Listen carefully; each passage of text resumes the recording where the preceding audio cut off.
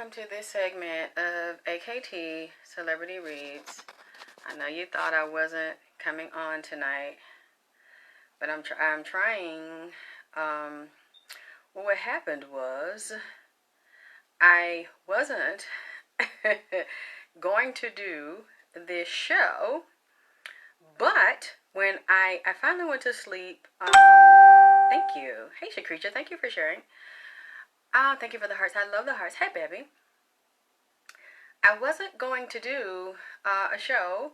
I didn't want to promise, but what I did was I think I went to sleep maybe 5 or 6, and when I woke up this afternoon, because I had to get some sleep. Thank God I got some sleep. I felt better. They didn't fuss. Nipsey didn't fuss at me last night.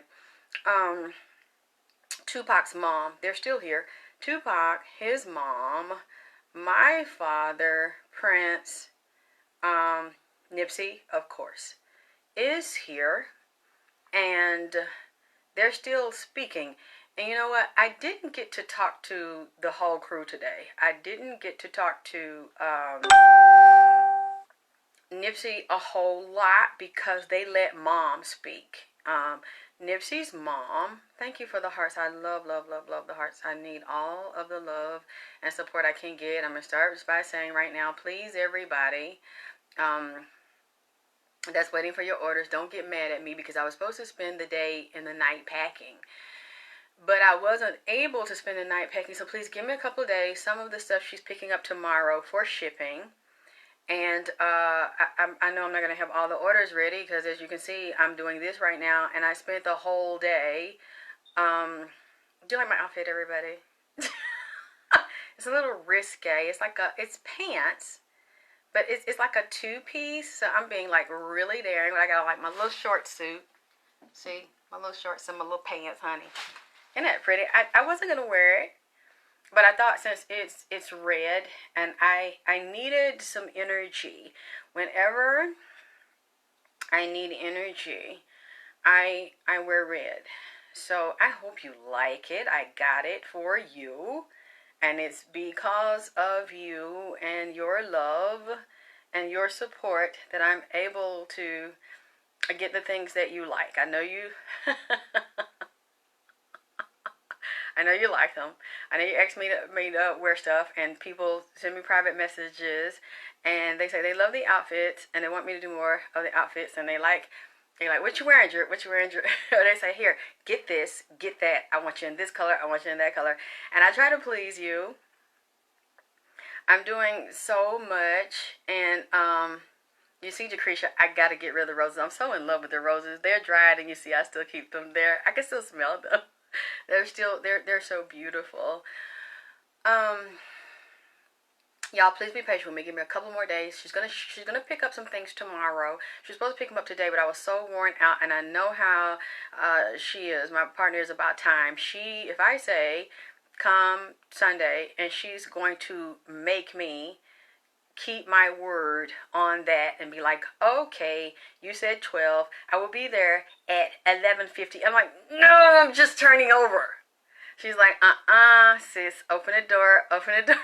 So I'm like, please don't come Sunday because I'm so tired and they're still here. Aren't the candles beautiful? You see that? See, they're sparkling. They're lighting. I see the extra lights coming up out of them. So please, y'all, don't get mad, but I had to do this. I have to do what the spirits tell me to do. Okay. Thank you for the love and support last night. I put the videos on Facebook. The videos also on YouTube. It's performing well. I don't know what is it about those you like. The ones you like the most are the ones I hate doing. Getting very, very explicit and very raw. And of course, like I said, I don't know these people, and this is what I'm hearing in the spirit. These are spiritual readings. They're intuitive readings. They're channeled, and I'm a medium. So I speak to people that are not dead. People call them dead, but I call them physically dead, physically embodied, disembodied, the same person, the same mind that they had while they were in the costume, which is the skin suit, the body, the physical body, which is the illusion, which is temporary. They're still the same. Oh, I feel you. I just felt Nipsey. They're still the same. Unfortunately, people don't have the ability to see them. We're taught not to see them. but they come to who they want. They come to who can see them, can hear them, can express their message. Like I said, that was still a very difficult message to do. And unfortunately, I have a part 2. I'm not going to say I don't have a part 3. So I know I'm coming late because I spent the whole day writing what Tupac's mother said, and I'm not sure that's all of it. It is quite interesting. Okay, so basically this is, giving my disclaimer, this is for entertainment purposes only. I don't believe what she said to me. What Afeni Shakur said to me.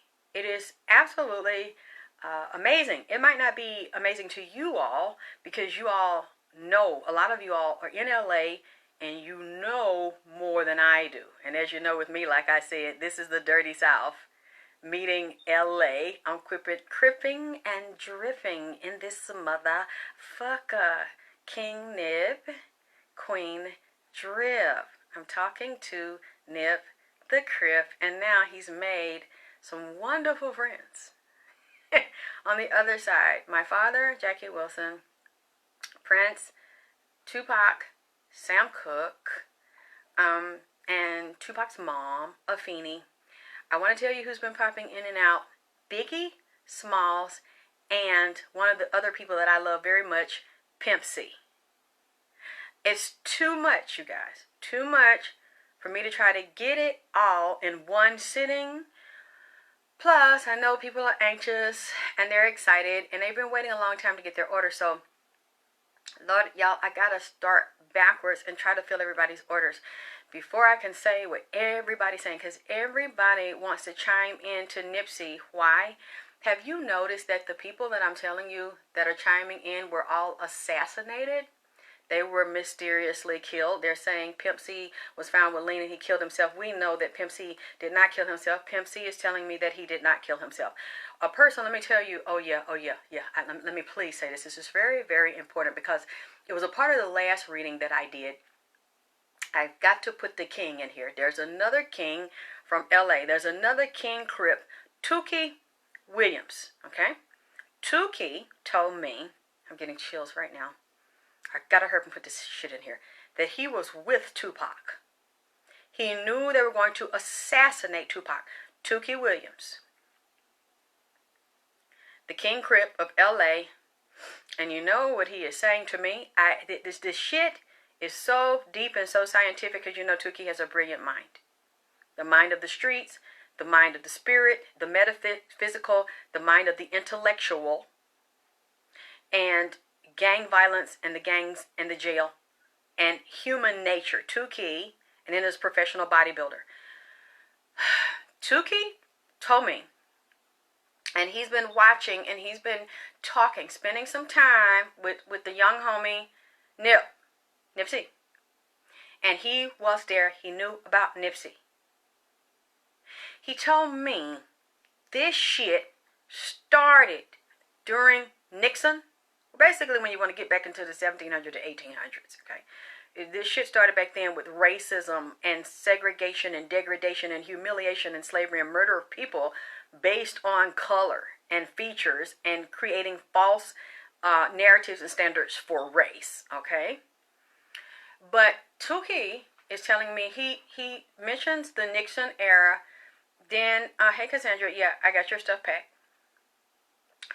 And he goes up to he said they had been killing black men that are also / Native American in wars, but telling them they're just black or they're niggers, or where they're basically to lower their humanity and say they're not human beings, they're animals, and to justify killing, oppressing, and stealing the land and say they're not indigenous to the land in North American California. They are from Africa and they are slaves, and we know that's not all true. And for people that really don't know history, you will see that there were white people, so-called white people enslaved, as well as black people enslaved. There were blacks also, they had whites as slaves. There were Native Americans, they had blacks as slaves. That's one of our problems. Our people perish for a lack of knowledge because we don't know who we are. We don't know ethnic groups we come from. We don't know the bloodlines that we come from. A lot of us have white blood, Native American blood, and different European strands of blood, Latin blood. We really need to know who we are. We're just crammed together until we are all the same. Although we are a part of, like, yes, the same group or ethnic group, there are different divisions. There are different ethnic groups within the so-called black race or African race, and you don't know who your gods are, you don't know what your food is, you don't know what your diet is, you don't know what your spirituality is, you don't even know how to eat and bathe and pray properly. We're not all the same group together. Ethiopians, Somalians, Nigerians, you see what I'm saying? All of us are in different groups from different countries, different gods, different ways to worship. We need to know these things, and all of us are not from Africa. A lot of us are indigenous to this land. But when people don't know, oh, thank you, El Boogie, on hood, on God. You know what I'm saying? So Tuki was also dealing with the science of this, and he says tied to, Sirius is one of the main planets is tied to, and then the different galaxy, he said astronomy and astrology, he said even the way you're named, even the way you see yourself, the way you call yourself, and he still regrets the way he handled the gangs, and he doesn't like the gang violence. The way he was in his mentality and in his stance, when he left his body physically, he still has the same stance, and he doesn't like our people fighting each other and killing each other based on zones, divisions, and colors and gangs. He is also saying to me, I don't know all the details of it. I'll have to look and see more of what he says. The woman, he's saying that he saw the women and the main woman involved in not only Nipsey's death, but he said there was a woman involved in Tupac's death. Some of them were black, some of them were not. And he's saying the woman, I think was her name, Barbara, that was helping him and that was like his woman on a higher level and his friend, and she rode hard for him. He said he had some questions about his insurance policy. I don't know if she had control of his insurance policy and the way it was handled, and he said something about her changed, or something about her was compromised. It started at the end of his life, like towards the execution, and after his physical death, he felt like in some ways he was sold out by her or cheated in some way. And then he's mentioning, he just said his son.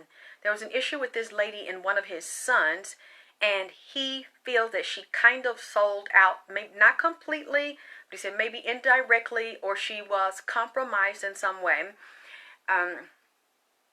He says he has some regret about that because he doesn't know if maybe she was sent to him or maybe a part of her sold out. Because we know she helped him a great deal. She wrote his book for him. He said also to me, he said the word edict. There was an edict. Thank you for the hearts, absolutely beautiful. There was an edict that was written, some type of proclamation or decree. Moving from, so what was it? It was Nixon, then it was Carter, and he said especially dealing with Reagan and Bush. So I have to look at the year he was executed, he was murdered, to see if that ties into who was president. If anybody can look it up for me quickly and tell me, chat it in there. Who was president when Arnold Schwarzenegger, out of jealousy and envy and rage and wanting to covet Tuki's body parts, he said, he points to his eye, and he says something was taken out of his body. He said particular DNA, some bone. He's showing me pointing down into the left leg.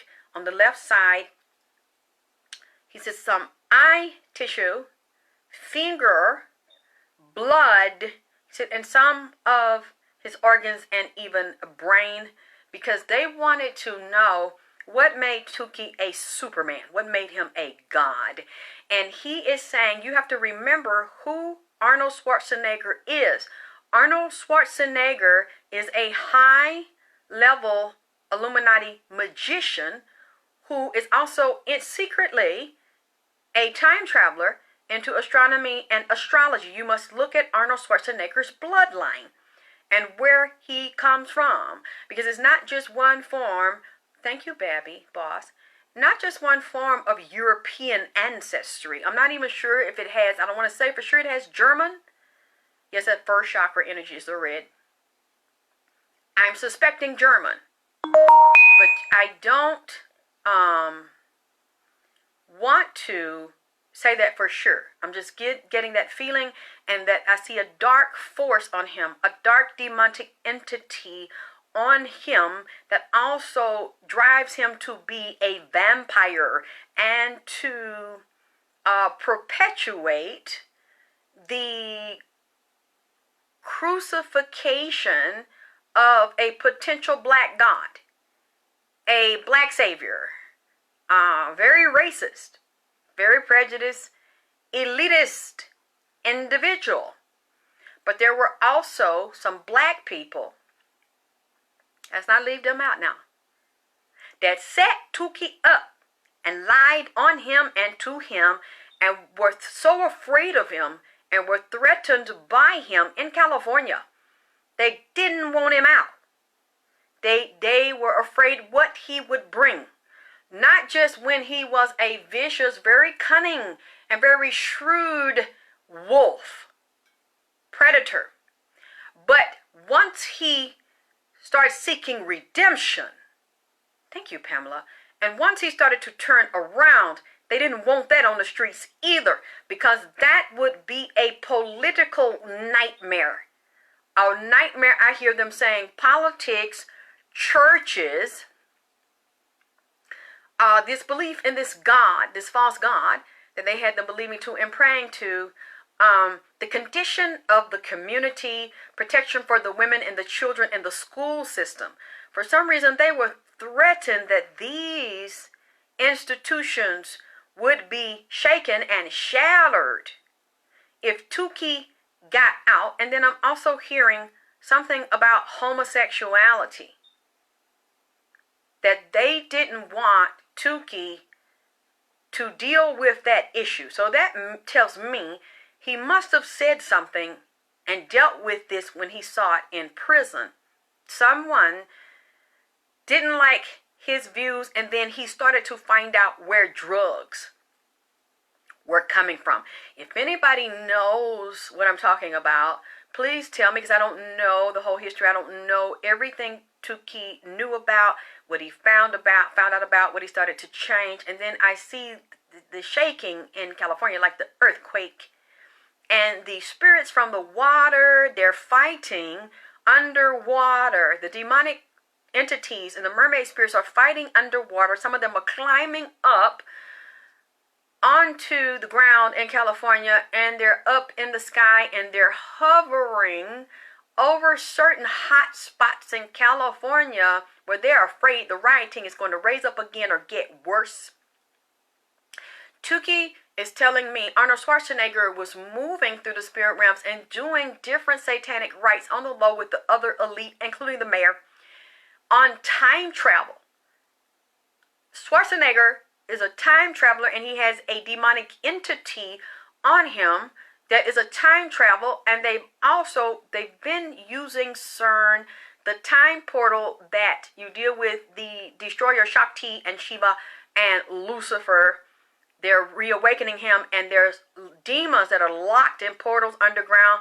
They have found a way to bring them through, to bring through what we see that is occurring now, and they were afraid. He said that the edict comes from the Nixon era, the COINTELPRO, and that Schwarzenegger knew about them bringing the crack, the cocaine and the crack, into LA. And the police, the different divisions that knew and allowed this to come in there.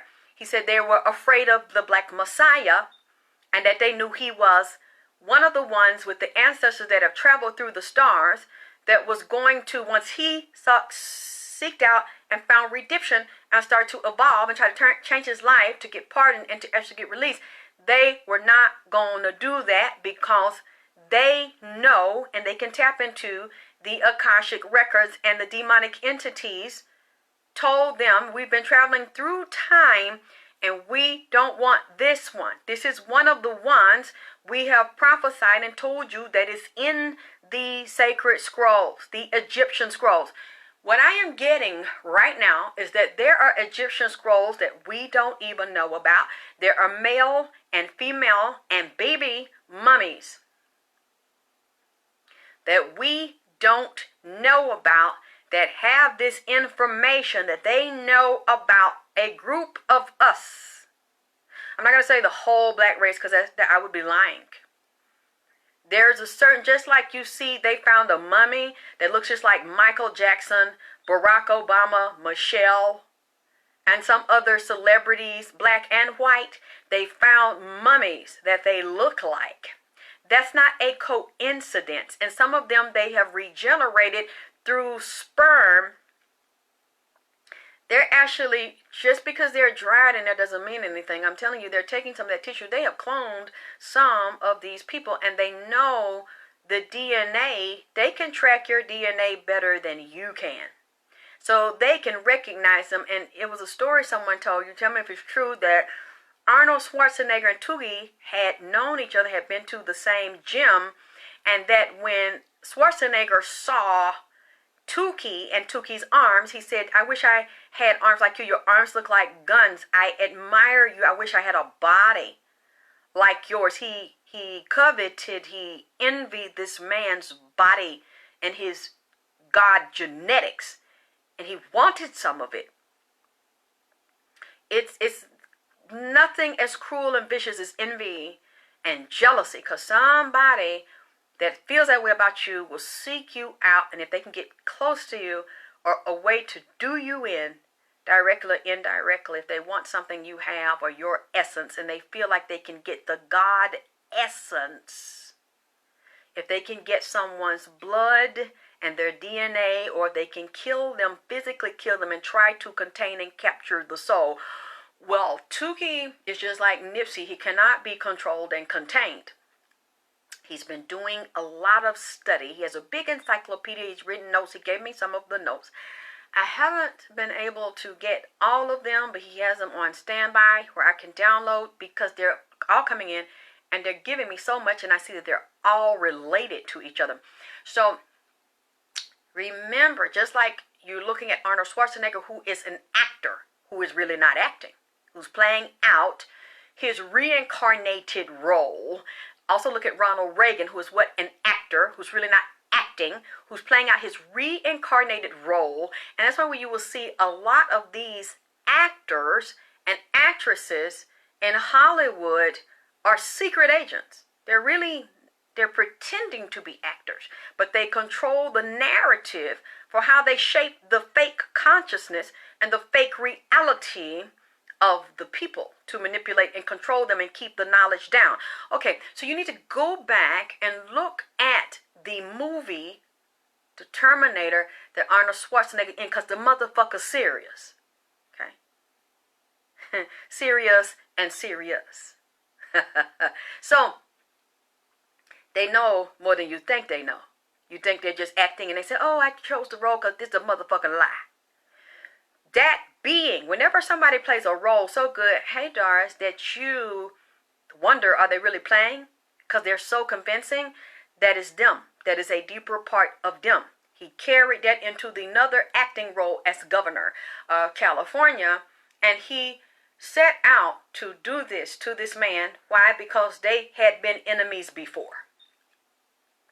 They knew each other before in parallel universes. These people know how to skip through time, how to hop through time, and to move a certain agenda or move certain beings through humans, to reincarnate through humans the way they want to have a certain agenda they want to perpetuate, or to stop a certain agenda, because they don't want their reign to end. So literally you have gods right now walking the planet and waging war with each other as they're waging war in the heavens. Albert Pike is the one, I could see his face last night, but I couldn't say his name.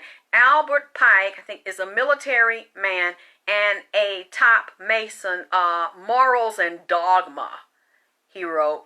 And they follow him as well as Aleister Crowley, because Bob Hope, tell me if I'm wrong or not, I think Aleister Crowley was living when Bob Hope was alive. He said he knew Aleister Crowley, just as the man that wrote Dianetics was friends and hung out with Aleister Crowley. They would do high magic together and seek out little boys. L. Ron Hubbard.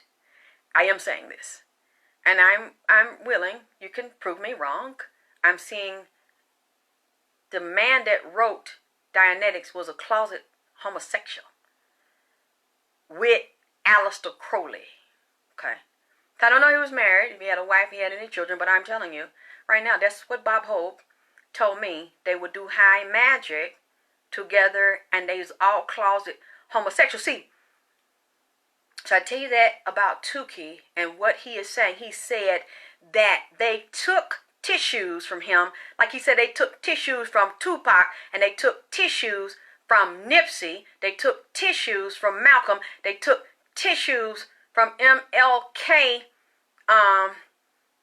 different others that were extraordinary and magnificent and had physical strength, like Hercules, like Tukey. They take it, and Tukey is saying you're getting ready to see 2020 vision coming on the street near you in a RoboCop. He said this is the rise of the machine as prophesied in the Matrix. He said the Matrix is here. The Matrix is now. They have taken some of his tissue and mixed it with a hybrid human or a humanoid, and with what they are doing and creating the drama and the chaos and conflict in the street, it started with the mask and the separation so that you will be detached from human communication, human sex, human love, human procreation, and now it's going to be the rise of the machine. You will see humanoid robots, police on the street.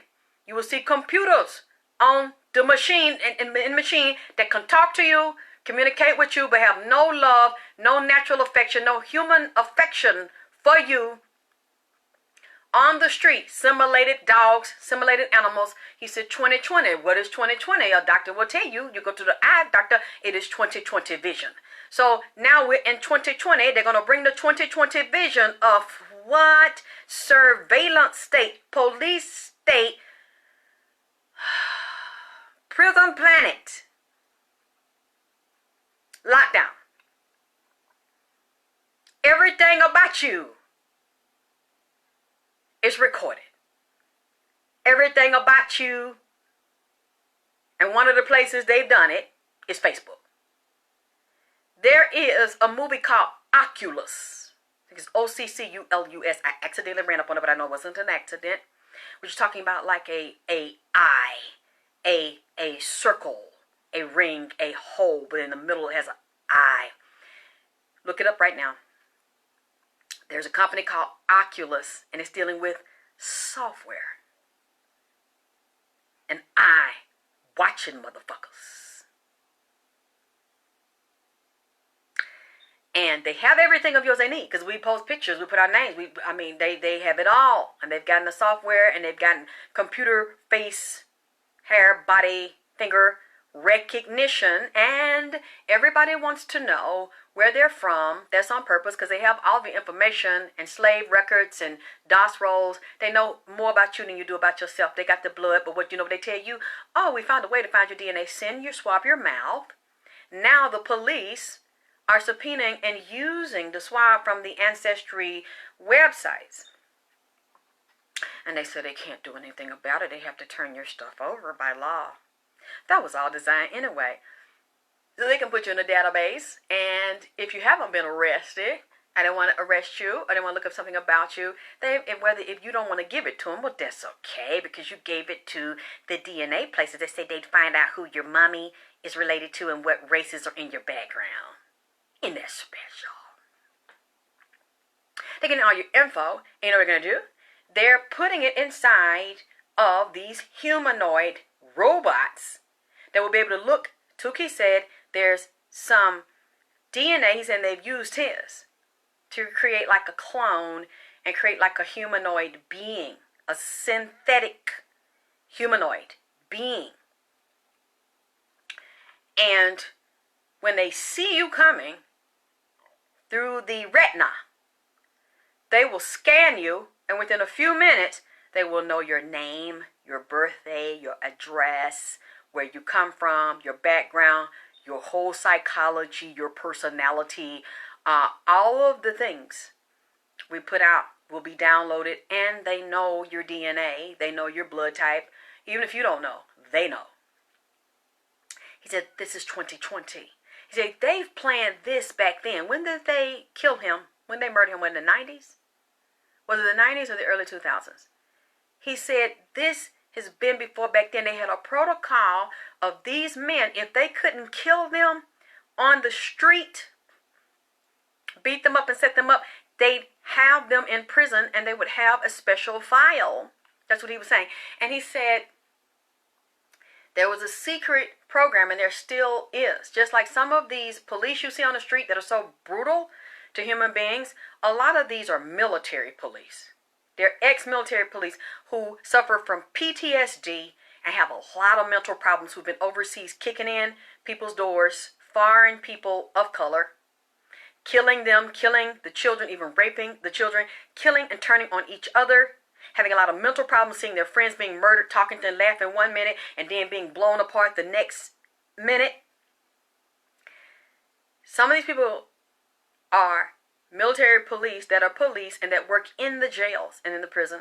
Some of these people are killers inside of the jail, where they have been offered immunity or have their time reduced if they will come out and secretly commit certain crimes, especially racist ones and KKK ones, and you won't know their history.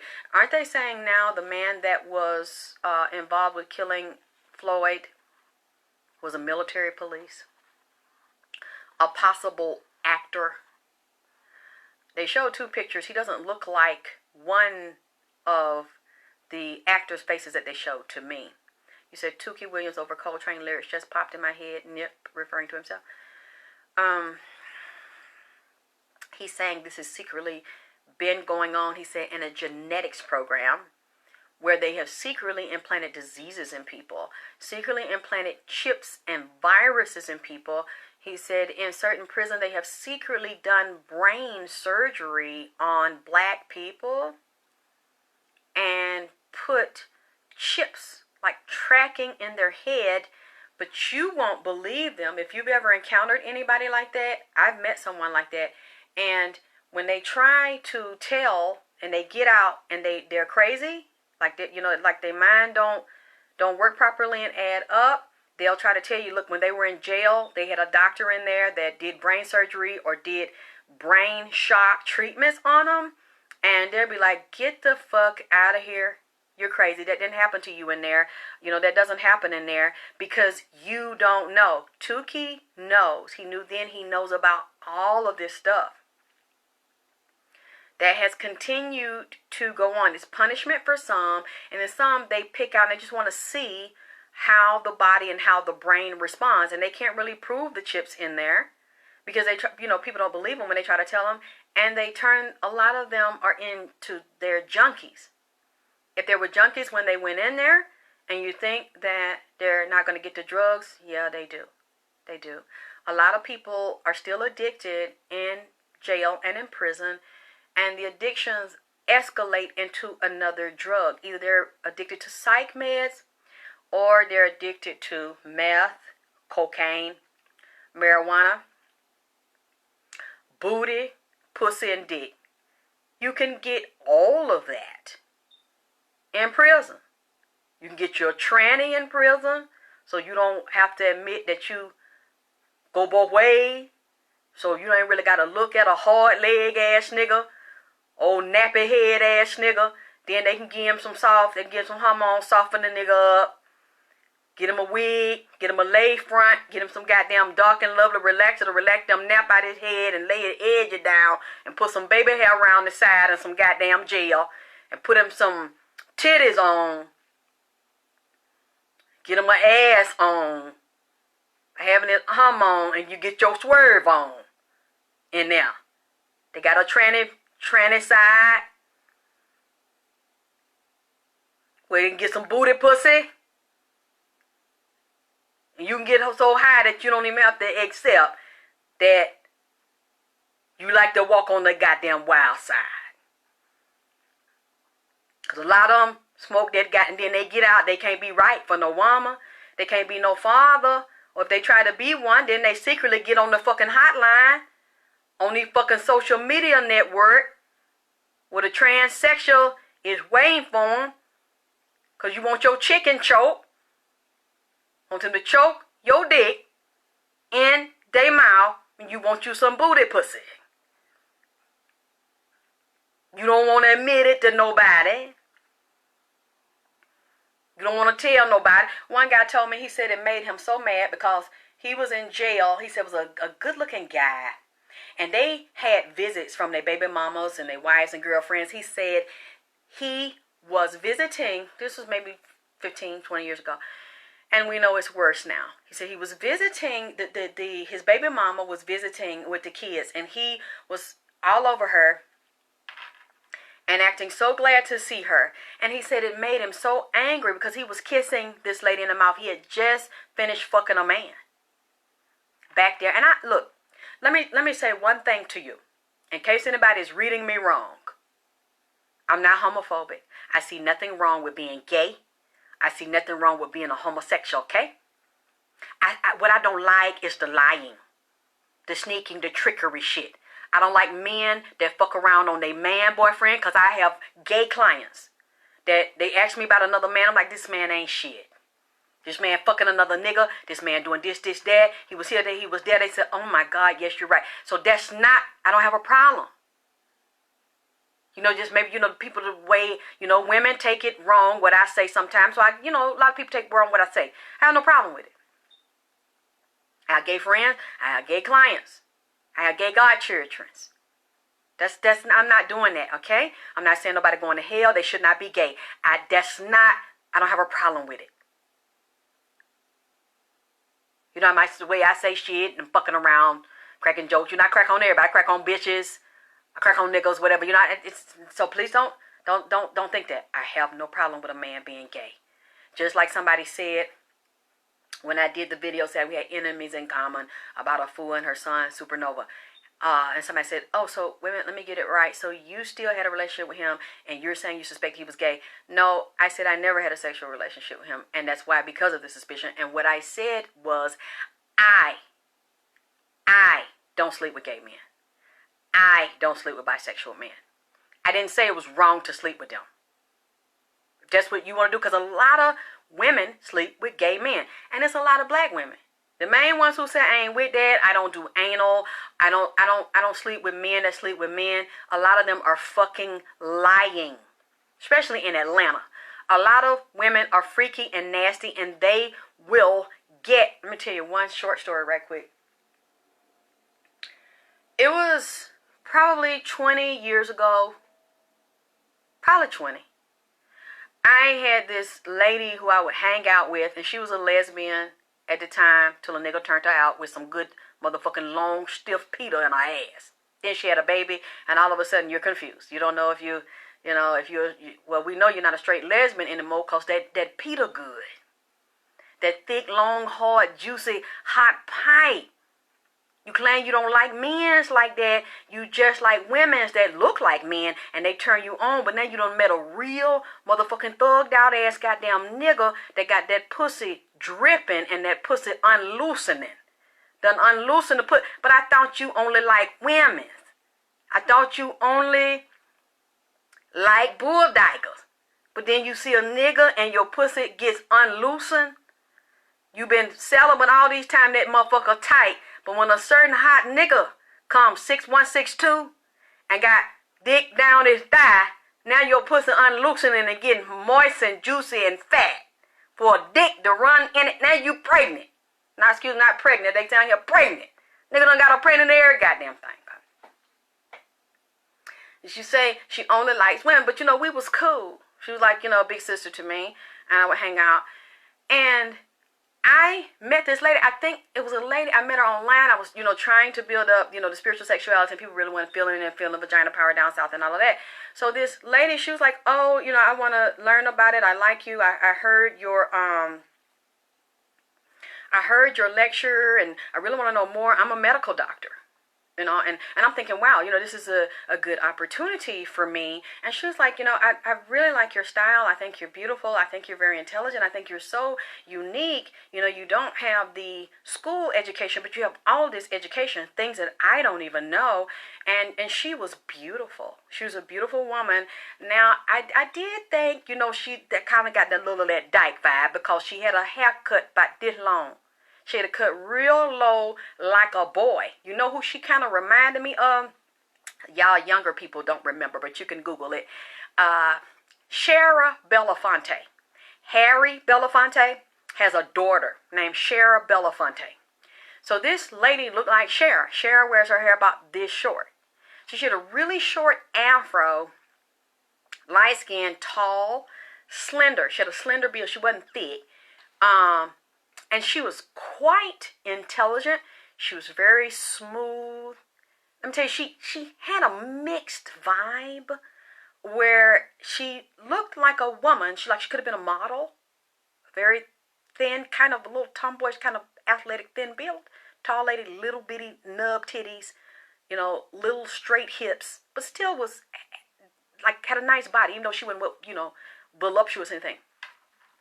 But then at the same time, there was something boyish, kind of mannish about this lady. Even though she talked very soft, she was very soft to me. She kept her voice low. Hi, Alexis. How are you doing? And, I'm thinking that it's me. So I'm like, well, hi. Hi, doctor. And she's like, no, don't call me doctor. Don't call me doctor. I really want to sit with you. She said, I tell you what. Why don't you, I said, well, you want to meet at a restaurant or something? She's like, no. Why don't you come to my house? I have a nice home on this side of town, and I'm going to cook you lunch. What do you like? I said, well, I, don't eat like pork and stuff and cow. I like salmon. I love salmon. I love potatoes. I love grilled vegetables and, French fries and tea. I said, I love seafood. And she's like, okay, well, I'm going to have that for you. And I'm going to give you my address. I'm going to show you how to get to my home. And I said, okay. And I was excited, and so I said, wow, and I was a little bit intimidated because, this is a medical doctor, is a little bit nervous, and, but she was very cool, very relaxed. I get to her home, beautiful home, beautiful landscaping, big front yard, big backyard. She lived in a very nice community. She invited me in. Beautiful, like a, huge kitchen. Like you walk into the kitchen, big windows, you can see all the greenery outside, the animals, the trees, just very serene place. And she has no children. I think she said she was from LA. I should have known something then. Know what I'm saying? And I think she knew, she had a fast life. She might have slowed down, so she knew celebrities and had parties and stuff in the past. I didn't know at the time. I'm going to get back to my big sister, the man that got turned out by the tall nigga with the thing down his leg, baby. I'm going to tie her. I'm going to show you how to tie in a goddamn minute.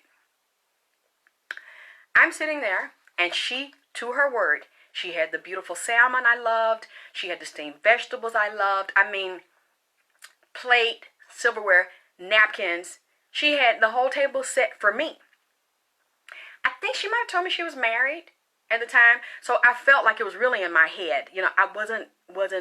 I'm like, I shouldn't have thought no shit because she's married, okay? Even though I'm kind of getting this undercover lesbian, like, nigga tease underneath, you know what I'm saying? So, I said, it's just me. I didn't trust myself very much back then. We're eating, and the food is divine. It's absolutely delicious, and she's eating with me. We're talking, and I felt like this sisterhood kind of energy with her, and I wasn't intimidating him. I was very relaxed with her. And she was talking about the women's organization she's a part of, and she could get me in there, and she'd get me speaking jobs, and she could really help to get me to the right audience that was open to me. So I didn't know her husband was home. I heard him come down. This guy is huge. So she's skinny and red. He's big, fine, and chocolate. got a low haircut. I think he's a doctor too. And this guy is fine as fuck. Okay? Like his arms are huge. He's cut on the arms. The chest is cut. He's got like a 12-pack. The stomach's little. The ass is fat and round. Big, muscular. I mean, this guy is huge. He looks like he's about 6'1", 6'2". But he talks like this. And, but he didn't really talk much. So I knew what that meant. Nigga, get out of this. I'm handling this. So, but I knew this is, let me tell you what I found out. He didn't say hello to me. He didn't talk much. He's like, hello. And I was like, what the fuck did I just see? And then I'm like, nah, I didn't see that. Move on. There's nothing to see. He looks at me. Up and down. Real quick, though. He didn't come. He said, how you doing? And he does this real quick, like from the floor up. And then he looks at her. And then he goes back upstairs. Now I know what that was. Thumbs up or thumbs down, bitch. And I guess it must have been a yeah, because she said, so, and I'm not catching it, She's like, so, would you like something else? Let me get your plate. I said, no. I'm going to wash everything. Would you like to take something home? You want some fresh fish to cook on your own? Just extremely nice. And I'm like, oh my God, I got a big sister. I never had. And I'm just like, wow, this is amazing. Because she's so nice to me and she doesn't want me to go home. And I'm like, yeah, because my boy was little at the time. And the way I wanted to do what my grandmother did. Before my son got home, no matter what I was doing or who I was fucking with, I like to say, oh, it's almost 3. So let me get my ass home. And I like to cook a fresh meal for my son and be there to greet him. Unless I was just working, it couldn't be helped. I like to drop whatever fuck I'm doing and get home to my baby. When he gets off the bus, I liked what I saw. When I was a little girl, my grandma, when I in the projects, and I came in, the house was spotless. It was always clean, and the aroma of food would hit me. Unless she had to work and she would get there later on, and I get to play, and she cooks the food, or she's cooked the dinner in advance. My grandmother had always had a packed freezer on the wall, separate from the refrigerator, and then another pantry that was packed with like food that wouldn't expire for fucking 5 years. So I learned that from my grandma, and I was like, nope, I wish I could stay. We're gonna have to get another time when, the weekend or something. I said, but I gotta get home to my baby, because I was like on the other side away from where he was. So she kept calling me, and we kept talking on the phone, and I liked her. I thought, wow, this lady is not jealous. She's not insecure. She's so sweet. She's easygoing, and she's pretty, and she's a doctor, and she's going to help me. She said, I know the intellectual part. I know how to do the grants and stuff. I'm going to put all this stuff together for you, and I'm going to support you. I'm going to be here. I have a network of white women, Latin women, from LA. They're more open than us. They're not as segregated as we are, even though they deal with racism. And she was like, I know all of them, and I'm going to hook you up. You can be my sister. You're going to be on my wing. So the girl I was telling you about, I was also very comfortable with her, the one who got turned out by the nigga. Okay. And she was a pretty girl as well. She's half black, half Italian. And she would always cook for me. But she, in her soul, she's a black woman. Because basically she liked black women, chocolate. I think, did she say some of them were light skin, some of them were chocolate. And she liked big booties and to make it rain. So we would have fun. And then sometimes I'll go to the gay club. Hang out at the gay club. I just don't go anymore. And so I felt very relaxed with her. And I was at her house, I think, or I was on the phone, and I was like, let me tell you about this nice lady I met. And she's so pretty, and she's so intelligent, and she's a doctor. And she's like, who? So I said, hold on, let me get the card. And I read it. She got quiet. She bust out laughing. She's like, wait a minute. Hold on. Wait a minute. And she started describing her. And I was like, yeah. That's how the bitch looked. Like what she said, girl, don't fuck with that bitch. Don't take your motherfucking ass back over there. And I said, why, what are you talking about? She's nice. She's going to help me with my business. She started laughing, and I was like feeling fucked up. I'm like, what? Why you? She's like, bitch, this bitch going to help herself in your ass, and her husband stick a dick in your motherfucking ass. I was like, what are you talking about? She has a husband, and she describes like, yeah, he looks like that. He's fine. She's like, this motherfucker is a punk. I said, what? She said, bitch, let me explain to you what the fuck. She said, that's a fucking dyke. And I was like, okay, she was giving me the dyke tease, bitch, but, you know, I thought it was just me. She's like, this fucker's a motherfucking dyke, bitch, and her nigga is a fucking fag, and they is fucking married to hide the fact that she is a motherfucking bulldogger from her family because they don't like that shit, and that her husband, they both got money and they both doctors, and he trying to hide the fact that he get fucked all in the ass, and they married each other. They got a fucking arrangement. This bitch is his beard.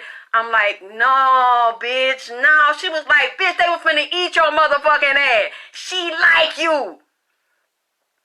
And she tell my bitch, that's the oldest trick in the book. The bitch had you over there and had you fucking eat. That's why she was talking soft. What you and this, Alexa? You want that? Cause the bitch, you the bitch type, the bitch wanna eat that cat. I said, stop it. You're lying. She's like, I'm not fucking lying, bitch. Wake the fuck up. She said she called the nigga downstairs, or the nigga act like he need to get a drink of water. She said, did the nigga come real quick and get a little drink of water, get a snack, and heard him go upstairs? I said, yeah. She said the nigga was scoping you out, and that's why you got to stay, because the nigga looked you up and down to see if you the type that he want to do the threesome with, and act like he like he thirsty. The nigga needs something to clear his throat. Then he cut his eye at her to get a bitch to thumbs up. That's the sum I would get with you and fuck, and we would tag team the bitch. I said, girl. She said, Alexis, now you know I'm gay. I be at the gay club. I know these people. I be in these circles. This girl was also very brainy and a property manager, very intelligent, as well as streetwise and slick. And then plus she told me, the lady, when I told her the name, she started describing the lady. She described her husband. She knew a lot of people. She's a street bitch as well as brainy and intellectual. She started describing. And she said, do they live such a... Gave me the bitch address, everything. I said, how the fuck you know? She's... Alexis, I know all the sophisticated sissies. I know all the people in corporate. A lot of these motherfuckers is gay or bulldaggers, or they married to husband and wife, and they really fucking beards. They got separate lifestyle. They got an understanding. And they do this together. She said, girl, they also go out on the street, cruising, pick up men and women to bring home. She fuck women. He watch her fuck women. He might fuck him a little bit. Then she sit back and watch him get fucked and hit ass by niggas. I said, oh God, I'm finna throw. I said, what are you saying? They are secretly plotting that on me? She said, yeah, bitch. Keep your motherfucking hot ass out. Move over there. So this is what I did. I kept talking to her. And the shit, I just didn't believe my friend was lying to me. And I asked her, I said, so, are you a lesbian? Like, are you bisexual? You're a lesbian? And she's like, I want you to read me. I want you to read me. So I said, really? I said, about what? I said, are you a lesbian? And she was like, yeah. I said, so, is your husband gay? I said, and then I mentioned the lady's name. I said, she says she knows you. Is that true? Did she know you? And she said your husband is gay and that you all have an arrangement. You're from LA. She knew that. You came to Atlanta so you can be more open down here and be away from your family, since it's more gay friendly down here, and you can do what you want to do, and that your husband fucks men, and that you all pick up people on the street and you do threesomes with your husband and watch him get fucked in the ass. Surprisingly, this bitch says yes. She doesn't even fight me. She said, yes, Alexis, it's true. But I really like you. And I would like to be your friend.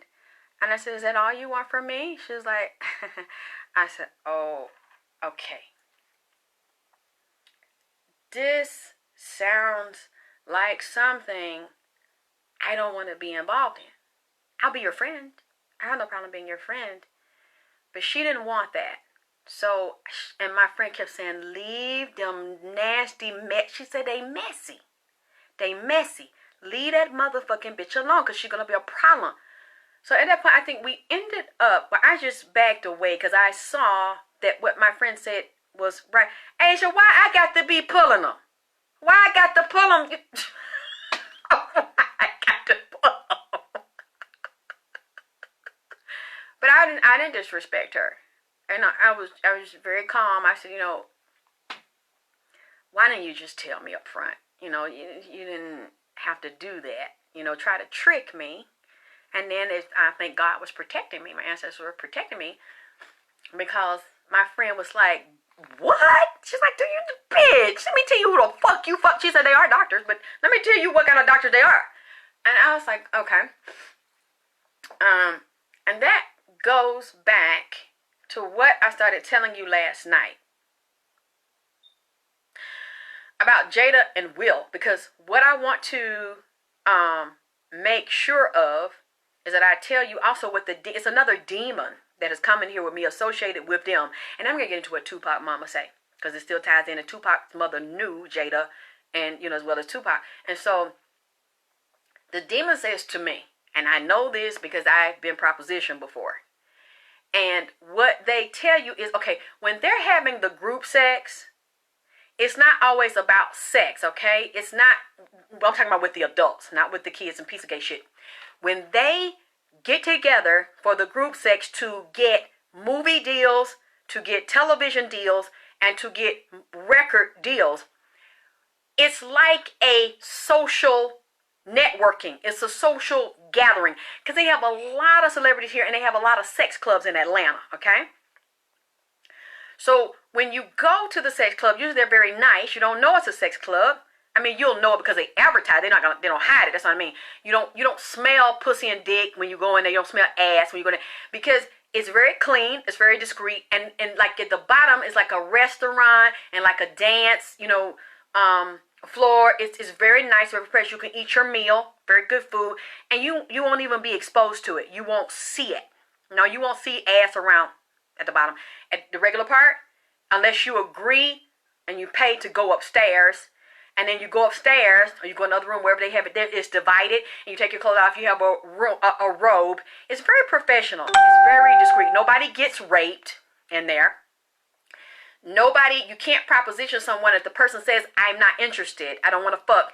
There are rules to it, okay? There are levels to the shit. Then you move on. You can't harass people. You can't just jump on someone. It's not like that. And a lot of people inside those industries, it was just like this guy told me. We were talking about doing a deal and reproducing my father's music, okay? And I wanted to do it, and he wanted to do a contract with me. And this was maybe 2-3 years ago. I was absolutely shocked. He said, Alexis, I want to work with you. I've been a fan. I've never said anything. He said, I always knew you looked like somebody. I felt like you were between Marvin Gaye's daughter and Jackie Wilson's daughter. He's like, you look just like fucking Jackie Wilson. He said, I always thought you looked like one of them, but I couldn't prove it. I knew you were somebody's famous child. He said, now it makes sense. You look like him. And he heard me saying, he's like, in your voice is like your father's. He's like, I really want to do this with you. I love your father. I said, okay. And then he starts to say, and he sent me the contract. And his wife was there. He's married to a white lady. And she was like, oh my God, I love you. I'm such a fan. And now I finally get to meet you. I want to work with you. So I was like, okay. You know, I'm just kind of feeling them out. They seem really cool. And then he says, well, you know that I want you to come to the sex party. And I was like, huh, I don't want to do that. Can't we just do the contract and do the music? And he said, no, because there are people that won't trust you and won't do business with you unless you come socialize and you eat, you drink, and you hang out. And then if they want to have sex, then you have sex in the group. You know, you bond with the group. They know they can trust you, and they can do business with you. You know, like all of them, you know, don't have big dicks, so you might not have to really get to know a lot of fucking. And I said, oh my God, like, why do I have to do that? Like, I thought that was like for the 17-year-old girl, and I thought since I was past 17, shit, and I ain't in my 20s, I thought that wouldn't apply to me, you know, that I just have to work hard. And he was like, no, because, you know, I like the way you be talking on them goddamn talking about common bitch and hollering and like you a challenge a nigga in the bed. I want you to challenge me and tell me to come on with the dick and come on and fuck. I really, that aggression and the way you be talking, that shit turned me on. I want you to tell me, get it up, nigga, come on with the dick, nigga, come on and fuck me, nigga. I don't believe that you can really fuck me and you can take all this pussy, nigga, come on, give. I said, at my age, you want me to do some hard fucking and talk about sticking your dick in me and talk some vagina like the pussy police when I started out? Tell me, bitch, look, it don't matter what your goddamn chronological age, bitch, it's mad that you still sexy to me, bitch, you make my dick hard. I said, oh my God, y'all want to do that to an older woman? Like, how y'all want to disrespect an older woman like that and bend me over and talk my sticking dick all in me at the pussy police? Want me to smoke this cigar and talk shit and tell you to come on, pull it out on me and draw all kind of dick on me? He said, well, you know what? Take it or leave it. It's just like I seen this porn movie, man. This lady about 60 years old, a fat, gray-head bitch. She laying down. She on the edge of the bed. This young nigga. He was tall, young white man, good-looking white man with blonde hair. And over there, older motherfucking lady. She looked like that lady, Miss Butterworth, in this motherfucker. A old fat bitch with a gray-head bitch with some fucking glasses on. She was laying backward. I didn't know they had elderly porn. This man, like he about 6'2", good-looking white man, blonde hair and shit, nice physique. He was fucking this old bitch. Like she about 65, about 68, 69 goddamn years old. Thank you, Ginger, for putting the cash up in that motherfucker, man.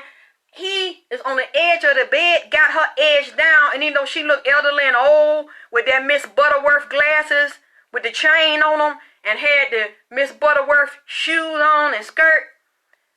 Man, that motherfucker could take a lot of dick. She like the Energizer bunny. That bitch could take her licking and goddamn keep on ticking up. I'm talking about that man was putting something on that old pussy. He was knocking the dust off that motherfucker. I'm talking about slamming down, balls deep, had a long dick, fucking this old bitch, and she is laying on the edge, stomach out. She don't care. She done pulled the drawers down.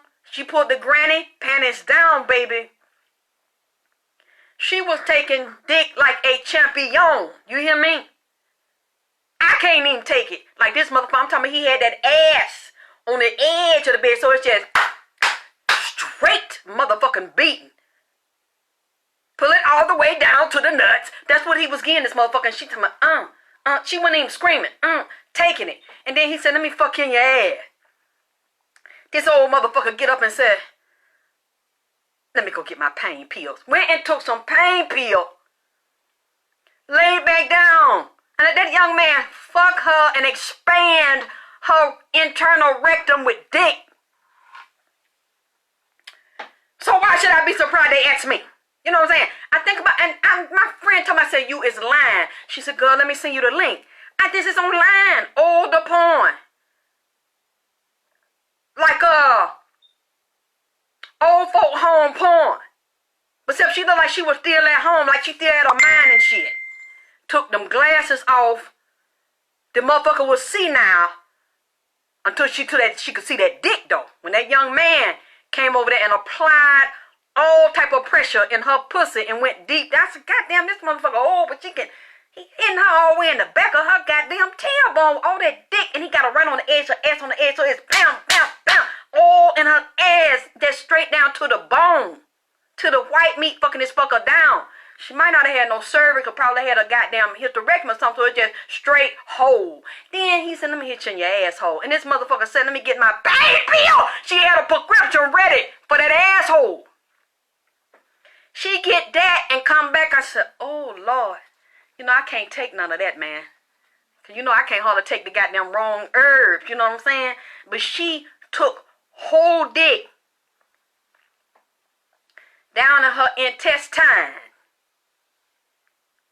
And the I was looking at shit just going, This old bitch didn't even holler or didn't ache or nothing. I know the nigga did it before.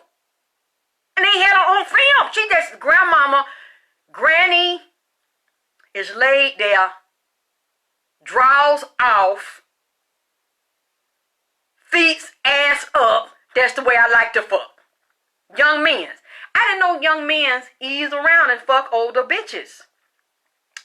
I guess I ain't got nothing to worry about. Then you ain't got to be scared of getting older, man. Goddamn it. Because, you know, it's always somebody younger that will break a bitch off. Ain't got to worry about it. Just get me some goddamn lube and some fucking pain pill. I'll be alright. So, that nigga told me, that's the only way you gonna goddamn get in here. And I said, well, I'm very disappointed, but I don't feel like hollering at no nigga, tell no nigga to come on. Goddamn it, nigga, get your dick out and get it in your hand and fuck. See, I didn't know that turned men on. Y'all can tell me if any men is listening to this. I really didn't know some niggas like to, and the man were younger. He said, my wife understands. She don't mind if I have a second wife anyway. And she said that she will let you be my second wife. She'll share me with you. I said, no, I just want to do business. He said, that is business, Alexis. That is business. The nigga was serious.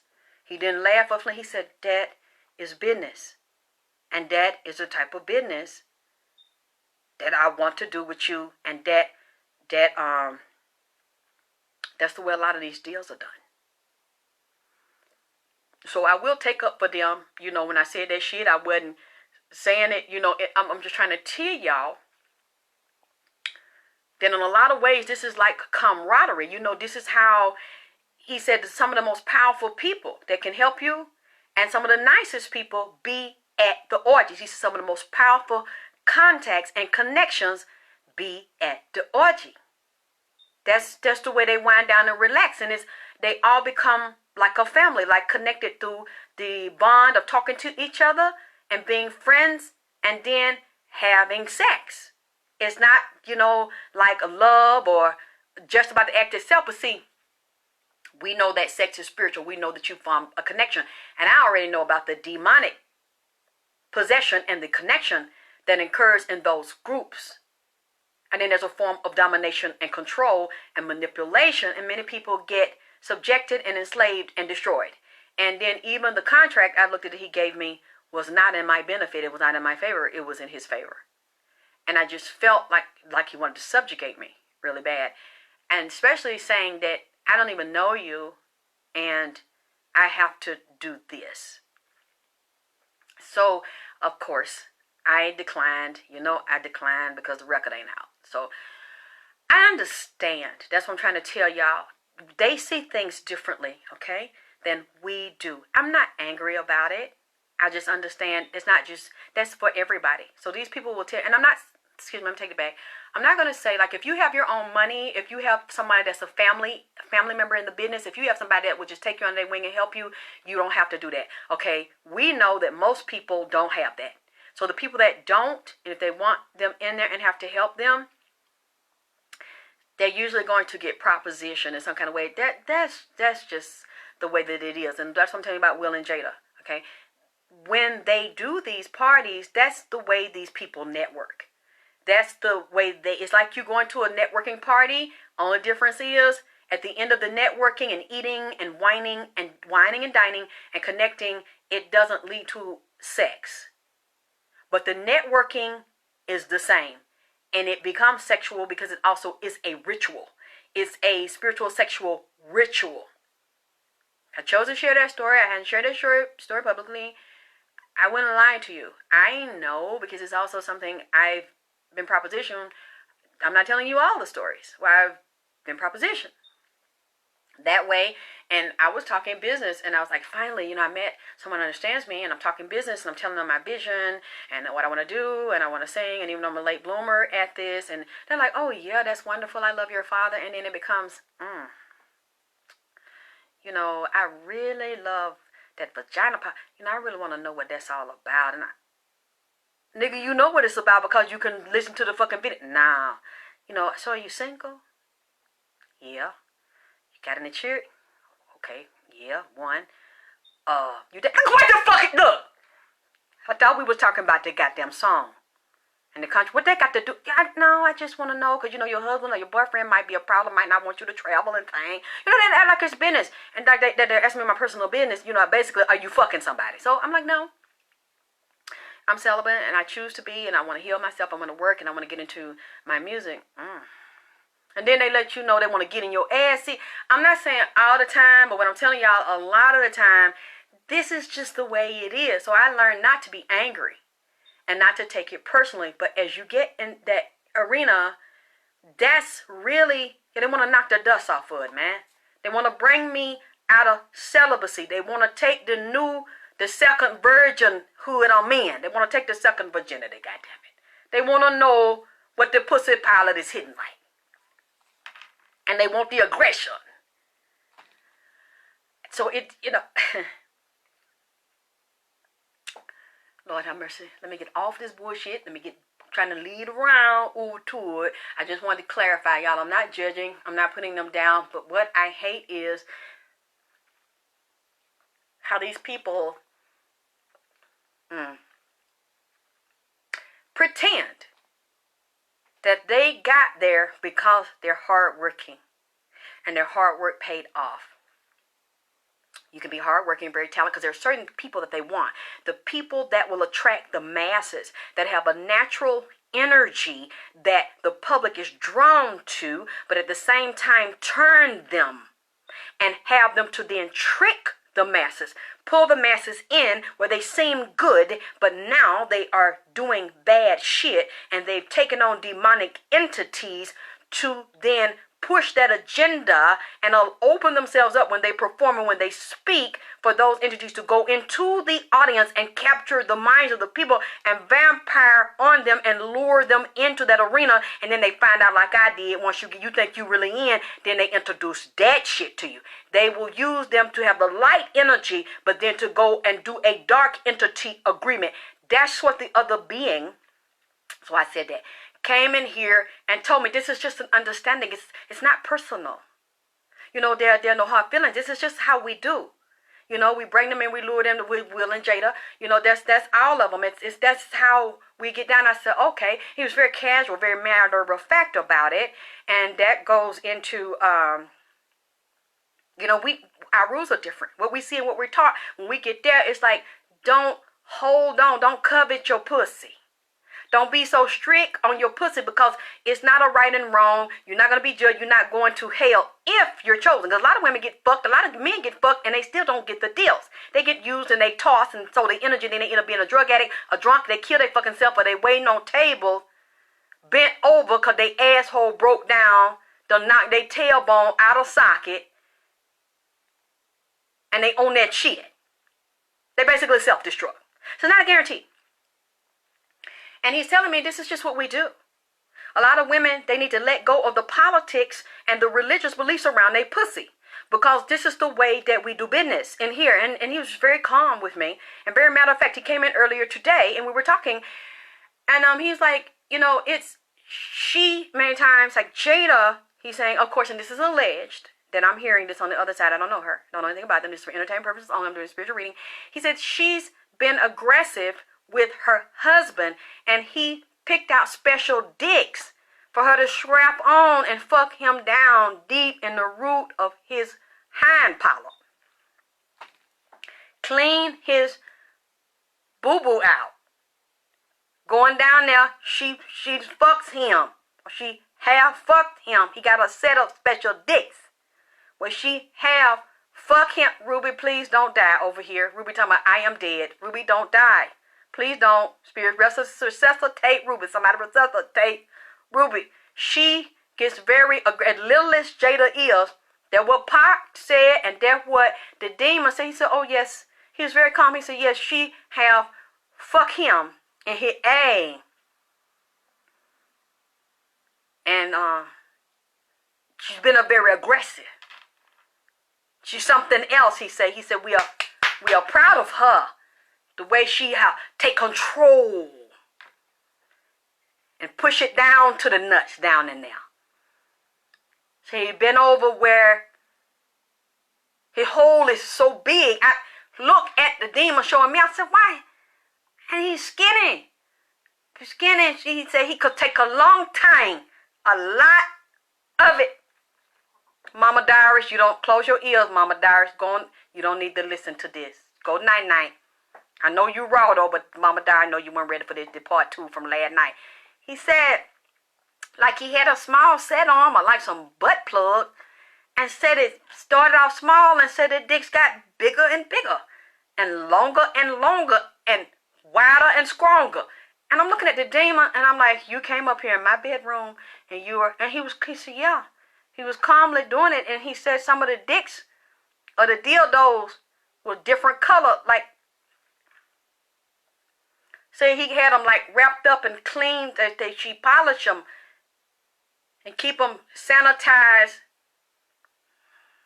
and cleaned off. And his favorite one over time got to be the one that's real soft, like a hard dick, like skin on a dick, and it's about yay wide and about yay long. I ain't got enough room in this screen to show yay long. Hey, Lasagna. And she bends over. I don't know if this nigga is into sadomasochism, where he like the other talk to him or some type of way, or dominate him in his ass while she, damn it, jamming it down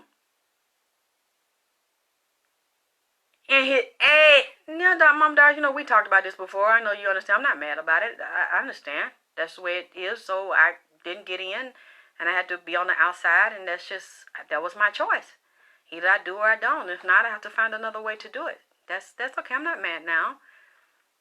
Thank you, beautiful Candy. Yeah, they mentioned LL2. I just didn't want to get into it. And see, this all would not have been, I would not have said these things if y'all hadn't have kept on, because the girl that I let administer over there in my damn site, over there in that group, I told her on the low, don't let them send no more interviews over here. I don't want to see that shit. I don't want to get it. She said, I declined them. She said, but a motherfucker slipped it through and said they was hitting me in my inbox. Give it to Alexis. Give it to Alexis. And she said, no, she don't want it. And said when she told them that that Alexis didn't want it, and don't put that shit in here, they start slipping it around in her goddamn inbox. Give it to Alexis, give it to Alexis. And then when she wouldn't give it to me, and she wouldn't approve it in the group, you know what these dirty, slick, messy motherfuckers did? They went to all the inbox with my name on it, on Facebook, my Gmail, my YouTube, and they started jamming all these dirty motherfuckers. And then the one that got my number started texting this shit to me. And I didn't know what it all was. What? Now, you know what I'm saying? I hope you can do something with it. I'm praying. Even though you got to talk to me about that goddamn like kid. I'm so go out these motherfuckers over here. I ain't even talk back to you about the goddamn like kid. So I can hope that you can put something in there. Yeah. They sent it, started hitting me from all different directions. It hit my admin. From all, see this strip? See, I said, no, don't send this to me. I don't want to get into it. I told y'all, I don't want to see nothing there. See, no, you don't speak, no. Don't do this to me. Please don't do it, because I don't know what's going to come up. Now, all of this. That boy puts it up. He feel comfortable with his wife. Because they can keep this in private. Only certain folk have seen this and know this. Oh, and the people that was around got them on tape. Got him in all kind of compromising position. Lord forgive me, but look like one time she hit him off. I don't know, she hit the corner pocket on the left side of his asshole deep down, and there was a little tendon, so he had to, had to soothe it. The way she went up in his ass wrong one time, got a little aggressive, like, I don't know, got a little rough or too excited. He had to get used of it, as they said down here. Used to them dicks. I mean, can take a whole one now, can sit down on it, rotate round on it, weeble wobble, but they don't fall down. You know how them things that weeble wobble, it lean to the right, it lean to the left, lean to the front, and no matter how it lean, that motherfucker don't fall down. He can lean, shift it, like he do hydraulic, like he's shifting gears on that motherfucker, and it can take it. That's really that. Lord forgive me. I'm not. They're laughing. They're over here laughing, and I'm tired of it. I'm tired of them. I'm tired of y'all with the laugh emoji. I don't want to be in this. I have told the Spirit several times.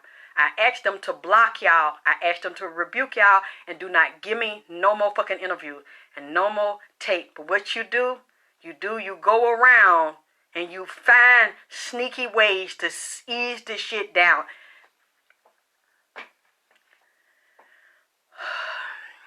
And now they keep on coming talking about that man dick set. Say he got a set of dicks and different.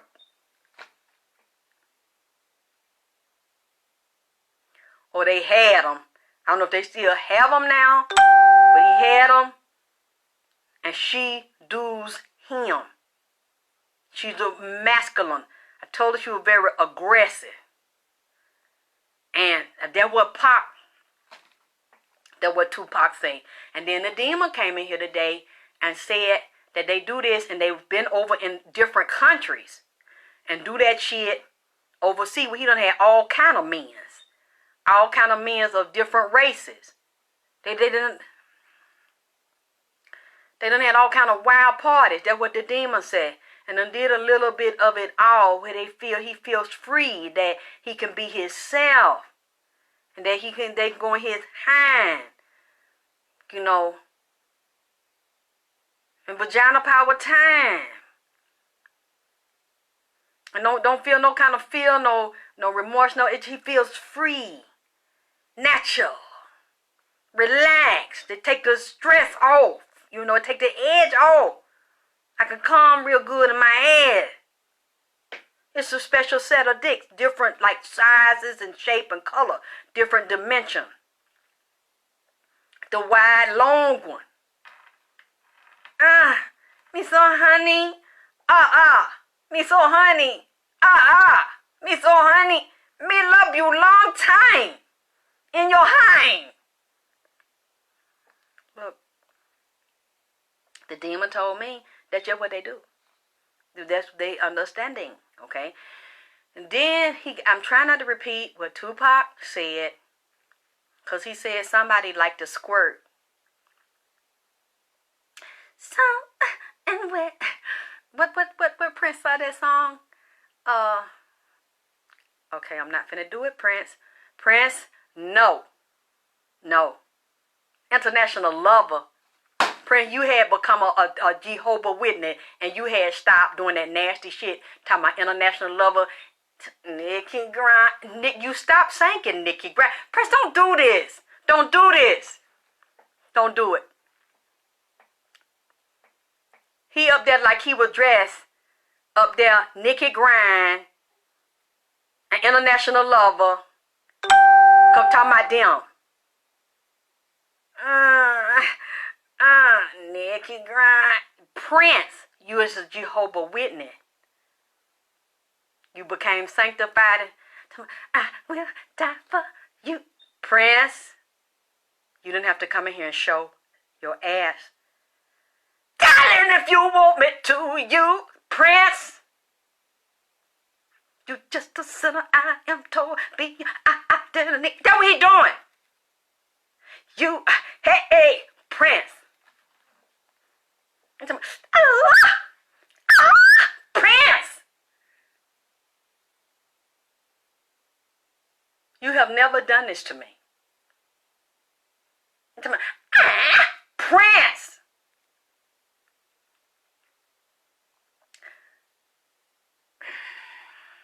I don't know if he said we'll act like that or he liked that Prince back there. The nasty one. I have never seen Prince this way in my life. I cannot believe Prince. It's the day Prince's birthday. Or what is the day Prince's birthday?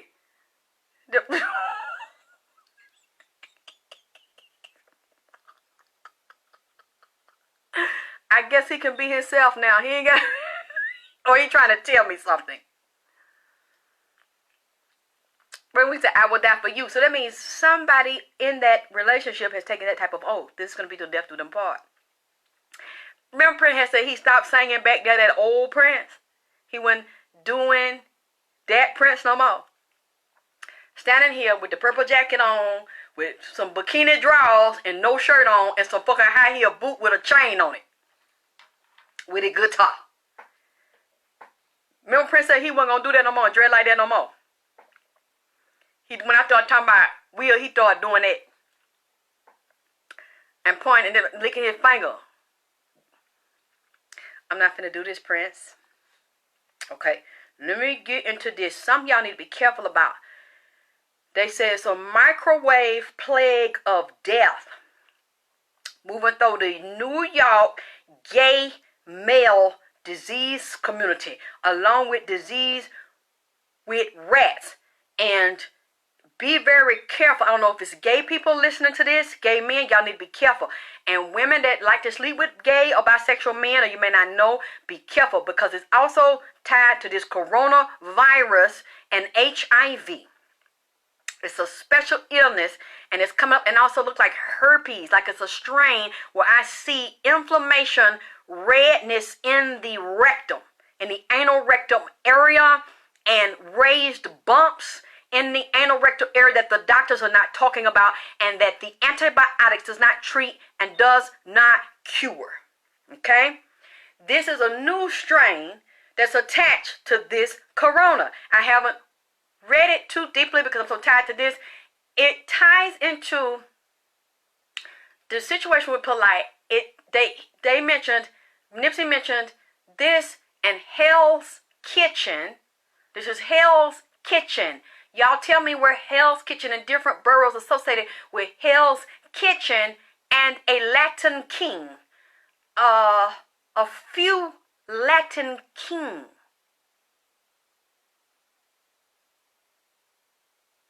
That attach to that conscious community. Secretly. They're not open with it. And they mention Polight. Hustling and doing business on the low.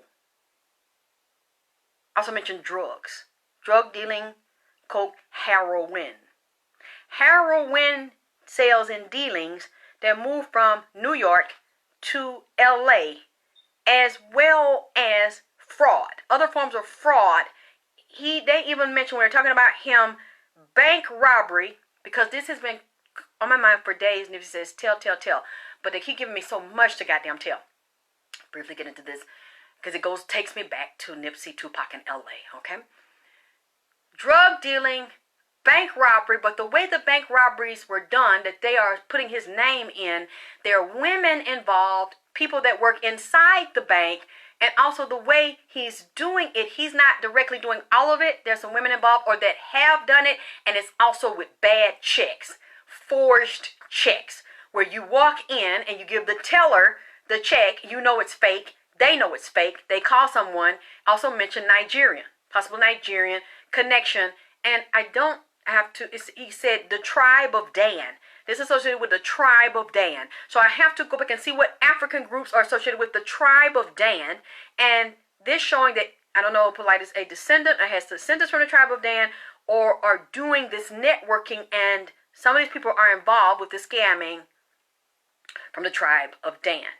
If anybody knows, if you're in here or you research it, let me know, because they don't see themselves like what you would call a African American. So they rob black people, and they like to do it to black people that are not a part of their family. You think they're talking about all this, the black woman is God, and all the black people, and I'm talking to the black race, and I'm speaking out against Nipsey's murder, and we all need to unite. No, this man doesn't feel that way in his heart. And when I looked inside of him, something, and I looked at the card that shows the tower, something is breaking down, and the police are investigating him with cases in different states: New York, Atlanta, Mississippi, Alabama. I'm hearing Jersey. I'm hearing DC, LA, where they've had a whole band moving through these different states for years. And they are in LA, and I'm like, Nipsey, why are you saying this? And then he said, because he also wanted a part of oil, right, reserves and certificates to Nipsey's property. Want a piece of it, or to try to sell it, or to try to get in a piece and to have ownership of some of that property. Okay. All these people is so sad because Nipsey was a baby. When he started talking about, I don't want pussy, I don't want to trick off on these hoes, I'm trying to talk about real estate. He was a little boy, not little boy, let me take that back, but he was a young man, young boy. He was a teenager, probably early 20s, when he started talking about real estate. This is what I want to do. I'm talking about rights. I'm talking about owning property.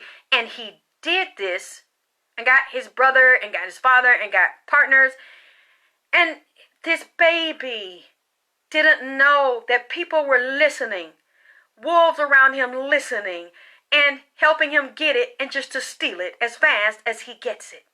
Plotting, waiting till he rises to a certain point, and then the wolf take off the sheep clothing and rob this baby. Take it from him, and he's affiliated with that clan that's around Poon Baby Mama. Afua, he said that's his godmother. Afua's his godmother. This is all tying in, and people turning their properties over to her. She also wants a piece of it. All these people, and I said, oh, that's what you're talking about? He said, yes.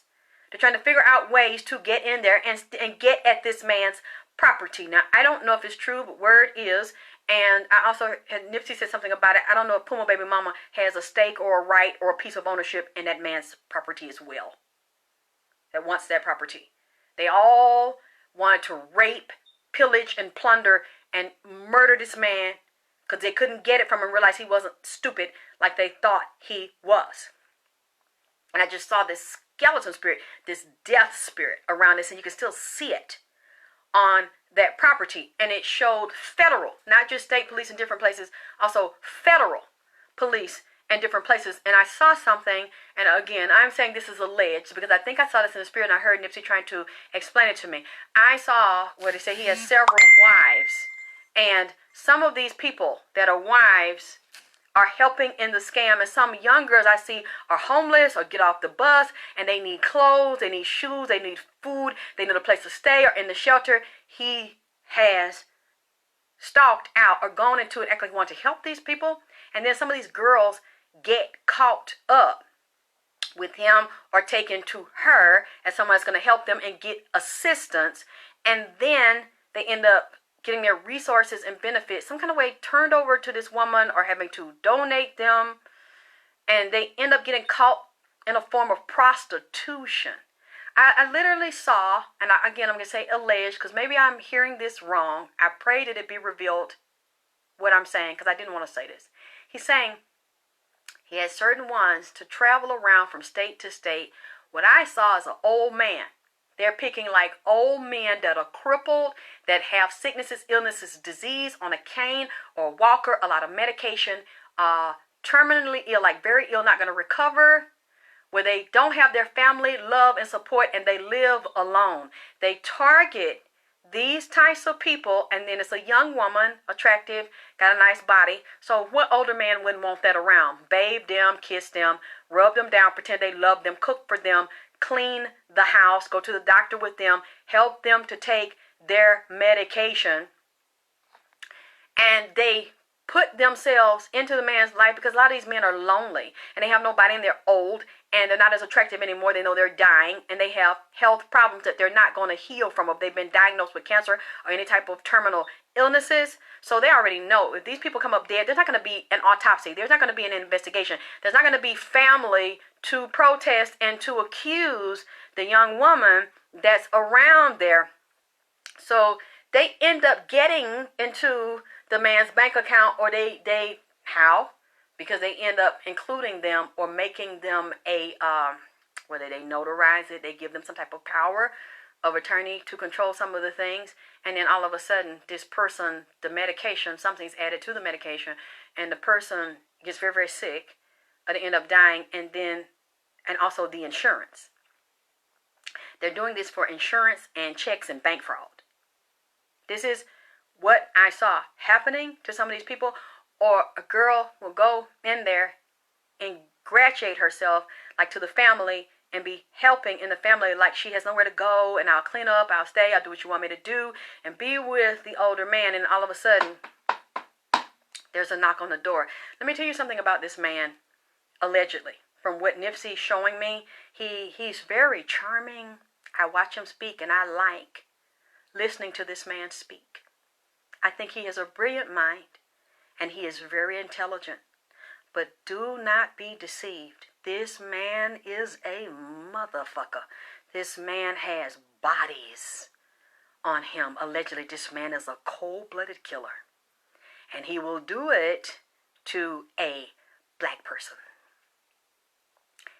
Your life don't mean shit to this motherfucker. Very cunning, very manipulative, very deceptive, and very shrewd. Got a cold, vicious heart. And he uses women and manipulates women and uses people to get what he wants. He will say whatever you need to hear. He's very good psychologically at figuring people out and secretly watching you, getting your name, getting your address, how you move, what you do, who you do it with, and getting a psychological profile on you and find your strength and your weakness, and then will approach you based on a lack or a limit or a strength that you have a vulnerability or weakness for him to ease in. I saw him allegedly in the spirit. Nipsey showed me. He comes in his house and it's in a country town. So I don't know if this is why people don't know, or if it has not been reported, or people are scared to be reported, or if it's been reported and nothing happened at a police level. And now, because so many people have said something, or somebody is secretly telling, and then they talking to feds on the low. Some of these women he worked with, not a lot of them, but a couple have become federal informants, and they are working with him, pretending to be loyal to him, but they're not. And he has, on the low, gotten off with so much stuff because he is also informing on certain people. This guy is some type of agent, allegedly, from what I'm seeing. Several aliases, personalities. He can switch from one personality to the next. He can be very polite and very cunning when he wants something. And when he gains the trust of a woman, he then becomes very vicious, even violent, or threatens to be violent. This guy's a killer. Forgive me, Lord. Forgive me, ancestors, if I am lying on this man. And if I am seeing something is not true. Because I'm saying alleged, I don't know him. I've never been around him. I'm telling you, this guy has like this. A temper, especially with women. He thinks they're stupid. And they must be controlled. He will never let a woman be over him or know more than him or tell him what to do. They will do what he say. Or if he has a woman that's smart, that he has freedom, it's because he respects her.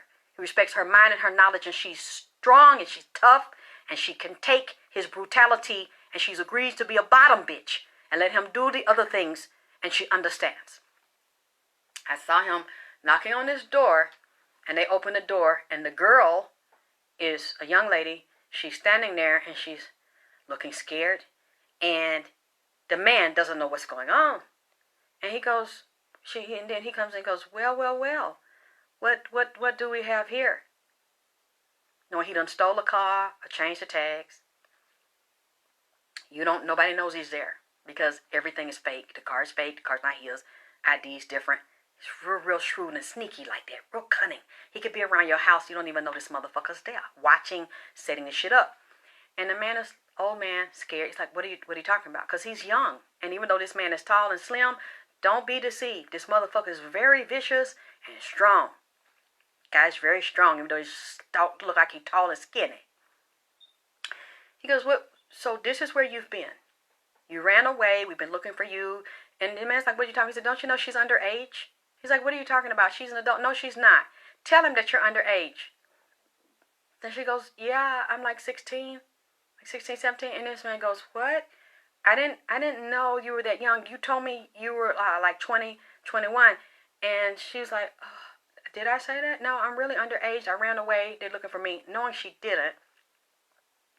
And then he goes, oh, really? So you've been harboring a minor. You're like I can call the police right now, and you're going to jail, and you've been doing sexual things with her? You know, she's going to say that. And I'm going to say that. I'm going to call him right now. He goes, no.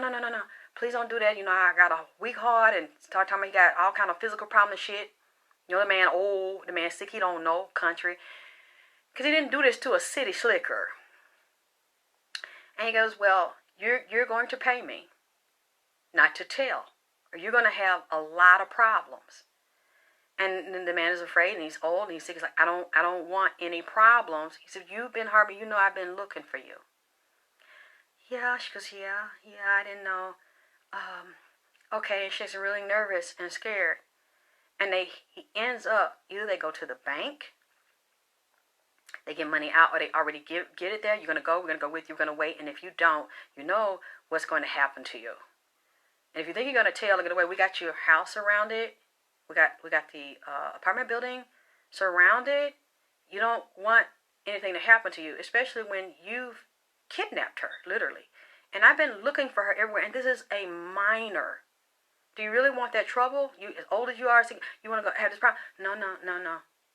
And he's like, get your shit and get your ass up out of here. She gets her stuff. These are the kind of things I'm seeing, and then they scam. After that, they've got money, and they move on to the next one. If it's someone that's not living with the person, playing on the person to get insurance, because the person doesn't have much time to live anyway, or they knock them off. I'm telling you, these things are done so sneaky and so smooth, nobody knows that these scams are being done except for the people that are involved. A lot of the stuff he doesn't do directly, he just sets it up. The women do. These are not all of his wives that are doing this. Allegedly, these some of the younger ones too, that he picks up, that are off the street, have nowhere to go, don't have no help. He'll do stuff for them and then jam them. Okay, I did this for you. I did that for you. Okay, I fed you. I got you a place to stay. Now, what are you going to do for daddy? Now you owe me, and you're going to do illegal shit, and I know you're not going to tell because you did this shit too, and you're going to end up going to jail too. But they know about him. The ones, not all of them, a few that have told, they know that these young girls were not a part. No, this is not in New York. I just said that it was different states, and it's been going on in L.A. No, not all Latin kings hate black people, and not all Latin kings were involved in that. You cannot prove to me that every Latin king hates black people, and every Latin king was a part of killing black people. All of them do not feel that way. A lot of them do, but some don't. I know what I'm saying in the spirit. All Latin people don't hate black people, but racism is a problem. I agree. Not this one I saw dealing with him. And some of these people I saw, he's a leader over a very vicious blood gang. He deals with blood gangs. I could be wrong. He might be a Crip. I see him dealing with blood gangs from New York, from LA, and a lot of them are homosexual. Closet homosexual, vicious killers, bisexual. They have helped with these scams, and it ties into real estate fraud in LA that has been going on for years, and with elderly. I see they preyed on elderly people or people that want something. I think he can give them something based on the promises and the products that he sells. But he don't give two fucks, especially women. He don't have no respect for women. And for some reason, I don't know why, I'm hearing Dr. York. But it's not Dr. York. Yeah, but I think it's other parts that are part of Hell's Kitchen. It's not just Manhattan. I'm also hearing Brooklyn.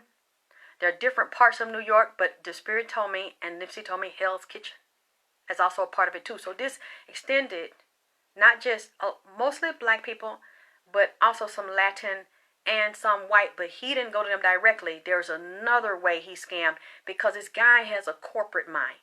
Okay? He has a mind where he would deal with feds and checks and fraud. So he also deals with stuff on a corporate level. And I hate to say, but I'm seeing drugs.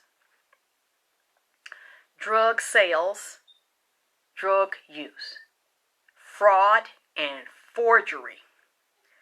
And there are several federal cases that the feds are looking into, and some of these women are so afraid of him. Even some men are afraid of him because they know he's been an undercover informant. And they know, they've seen the viciousness of him. They are terrified. They don't even want to let this man see them in open court testifying against him. Him, and all he has to do is give an order. They will surround your house if you have no protection, and they know you have no backup, and they will do something to the person. I hate to say it, and I will say allegedly. I didn't want to repeat this because I don't know, I don't know why I would see something like this and why I would say something like this, but I saw it last week, and Nipsey kept telling me, and I didn't want to say this, and I said, let me sit on this, and he keeps saying the same thing. This guy has bodies on him, and I keep hearing one of Dr. York's sons. I don't see Dr. York is involved in it. I'm not saying that. Let me make that very clear. Dr. York is not involved in this. I have nothing bad to say about Dr. York. They said one of Dr. York's sons. And I'm not even feeling at this time that Dr. York put his son up to anything treacherous or illegal. I don't know why. I'm getting that, but that's what Nipsey said. It's something about one of his sons where he doesn't want to do right, or he doesn't want to earn whatever it is that he gets, or the respect of Dr. York's followers, or that nation. He has a lot of anger and resentment and revenge, or maybe even issues with his father, and he wants things handed to him or given to them, feeling like it's just his birthright. He should just have the same power and recognition that his father had, but it looks like it's not going the way he wants it to. So he might be a part of doing some scamming or trying to manipulate or deceive women as well. One more thing, I'm going to leave this alone. What was also very chilling, I saw him and these women. It's something when they went in the house and the young lady was there and pretending like this lady was kidnapped by this older man, and she wasn't. She went in that house willingly and tricked that old man and was standing there and helping him. And then when, of course, when Polight hears about it, he acts like, okay, this is what you did. You kidnapped him. Do you know this is a minor? This girl had no business here. You sleeping with her. You messing around with her. Do you realize this is my sister? This is my cousin. This is my niece. We've been looking for her, and she ran away, and you got her here, and she's a minor. And then he goes, what are you talking about? And he's very calm. The door closes, and it locks, and this guy becomes violent. He literally goes from talking very soft, because, it's a look in his eyes. I saw a video last week of him speaking, and I listened to him. There's something very charismatic about him. You're pulled in. He had an eye drawn around one eye. Was it the eye of Ra or the eye of Horus? And I'm looking in his eyes. He scares me. It's just chilling looking in his eyes, because there's a coldness in his eyes, and there's a demon in him that I see rules him and takes. I don't know what his birthday or what his sign is, but this guy is like this, like a light switch. And I saw him mistreating someone that was cleaning one of his cars out, and I saw the car wasn't his. It was a luxury car. I saw two cars, and somebody was cleaning the cars out. I guess they wasn't cleaning them fast enough, or cleaning the cars the way he wanted them to. It's like, hurry up, get the fuck out, get the fuck out of here. Somebody that was supposed to clean the cars. Yes, you're right, and I saw a connection to Vegas as well, and prostitution, and drug sales, and gang activity, vicious gang activity, and human sacrifice is what I saw. He's been protected spiritually, as well as by police, by telling on motherfuckers. That's what I saw. This is like 2 or 3 people that has several personalities that'll snap like a light switch. He's I hate to say it, murderer. Allegedly, when I look in his eyes, I see the depth and the coldness. He can take a life, and it doesn't mean nothing. He's done it before. Allegedly, or orders hits. He attacked this man And what I saw was brown extension cord, and the man was already goddamn older, and this man was hog-tied and beat and kicked.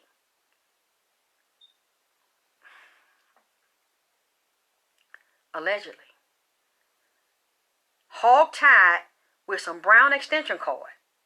All I see is a motherfucker on their stomach with their arms up and their knees and shit backwards and the feet up. The motherfucker hog-tied. And I'm like, what the fuck? And I'm like, Nipsey, what are you showing me? And so I waited, because like I tell you, I'm just not repeating it. I heard this last week, I heard the week before. I'm like, Nipsey, I can't say that. Are you sure? I don't want to say this about this man. Oh my God, this shit is scary to me. It's like he did this to an older man and it got out of control. And the man was so scared and he was tied up. The motherfucker passed out like he didn't mean, for it to get out of control. But hey, Shara, Prophet. He was like, I don't know, trying to intimidate or torture him, but he got angry and he was like, what? He was talking to the man very calmly. He was like, you know what? Talk the door. Click. He's like, so you're not going to do what I told you to do? You did. What the fuck we got here? And the man was like, shut the fuck up. Next thing you know, this fucker snaps. This motherfucker snaps. Knock this man down. Pull this extension cord and start just rapping real fast. And I was just like, what? It was in a country town. I don't want to say nothing else. All I can say is this. After that, for some reason I saw a bridge. And I saw a long street. It looked like kind of a country road with trees on both sides and like some older houses down on this side. And then here's a bridge. And you go over the bridge. It's only got 2 lanes on the bridge, going, coming. And then you go on the other side of the bridge. It's not like stores or police station, anything like that. It's kind of a rural area and trees here and houses down this way. There's a bridge and it's a river. It's a lot of water underneath with a lot of rocks and shit underneath. It's a big, wide river. Going from that area, going down into another place. I would literally have to look at a map to see where this is. All I know is it's not a big, goddamn. It's not a big city. Let me put this on the charger. Somebody tell me what time it is. As I'm looking at that, what I will say is this. I saw there was a way to get around, go off the road, go around like a side street, down on the side of the bridge. There is a bank with grass. It's kind of like a slope down like this. From the street, it's straight like this. And then you go down. And when you go down, you can walk down to the river. I saw a man that looked similar. And I saw 2 or 3 women down there. They was alive. Somebody else was laid down there, wrapped up, a male. That's all I'm going to say about that, because that, I've already said too much. Because it scares me. Again, I am saying allegedly. I don't know if this is true. I don't know these people. This is a spiritual reading for entertainment purposes only. I'm just telling you what I saw on a spiritual level. And what Nipsey told me, there are either people missing associated with him and these women that do this dirty work. Or, no, they didn't want them, Lasagna. They were tricking. They were scamming to get money, insurance, benefit checks, bank accounts, access to bank accounts, becoming power of attorney, getting these older people's trust that they knew weren't going to be here long so they can get the money quickly like a gypsy. That's what I'm saying. Pretending because these are good marks because they're weak and they're sick and getting access to real estate. And for some reason, he chose to be aggressive towards some of them and very violent. I don't know, y'all. Please forgive me. Because some of you are watching are probably fans of his. In a way, I'm a fan. I would never do business because I know this so says some. And a long time ago, I spoke to him briefly because they were promoting him as a genius that writes all these books and had a publishing company. And I talked to him about publishing my book, which I'm going to go ahead and release, Vagina Power. And he was like, yeah, just send it to New York. He was in New York at the time. This was years ago, maybe 10 years ago. Yeah, we'll publish it for you. We'll get it done. Supposedly he wrote all these books, and he didn't. Something told me when I heard his voice, do not give my manuscript over. Don't trust. And so after that, I didn't want to talk anymore because even though back then I didn't really completely trust what I felt, every time I looked at him and when I spoke to him a couple of times, my spirit told me, don't give him my manuscript. He would steal from me. And now I see later why I feel this way, because all these people on YouTube are saying that he did it to them and he took their money. And there's too many people saying it, and then they say there's a warrant out. A man spoke and said he has a warrant out here, on Alabama? Somewhere. For some reason, I'm seeing dead people. I am seeing dead people. I am hearing dead people, but this, you don't know about it, okay? You don't know about it. You haven't heard about it. Because there are women involved in this that are scared to speak about it. But I'm telling you, when even I looked at the cards on this, they are afraid and panicking now. And some of the women are celebrating because they're like family to him. They've made a lot of money as a result of him. But then some others are talking to feds. They want protection. They want immunity. And they are saying things that Polight doesn't know that they're saying.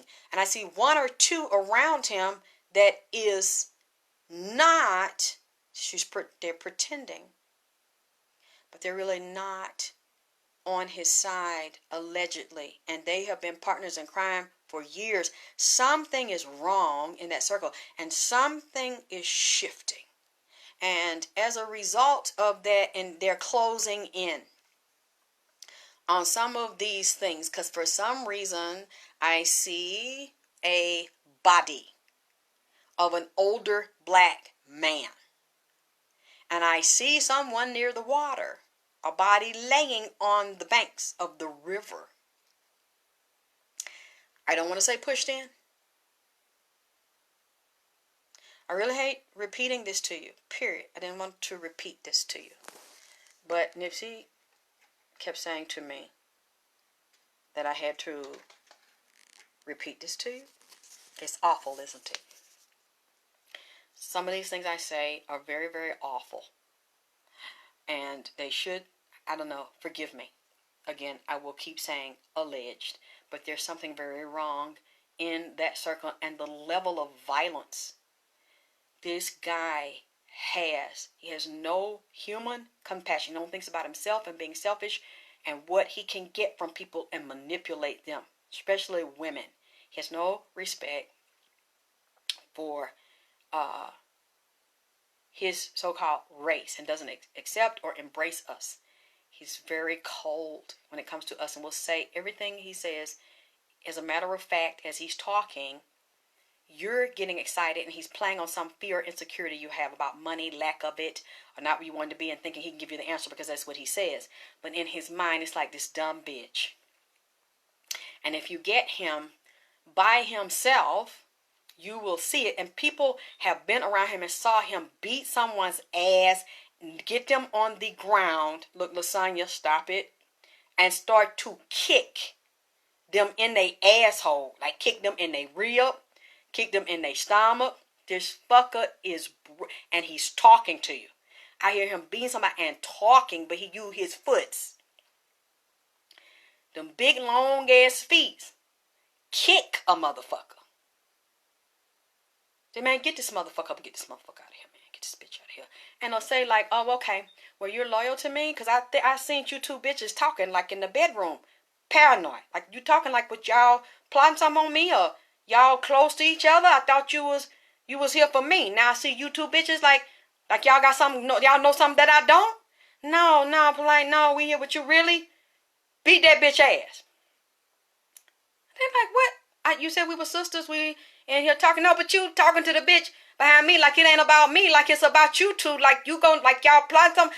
Beat this bitch ass. You motherfuckers better fight or I'm gonna beat yours. They fight and he's, yeah, that's right. That's right for daddy. That's right. Show me whose side that you on, who you loyal to. You two bitches loyal to each other? Or you two loyal to me? Eat her pussy. What? You not, I don't do that. You gonna do it today? Do what I said. Shit, I'm fucking both of y'all. Do this. You not gonna do it? Okay, what we're gonna do? Fuck or fight? You gonna do that? Or she gonna beat your ass? Or you gonna beat her? Allegedly. With him, it's, I don't know what his sign is. You can tell me what, allegedly, with him, it's all or nothing. Y'all are not going to be closer to each other, and you're not going to be loyal to each other than you are to him.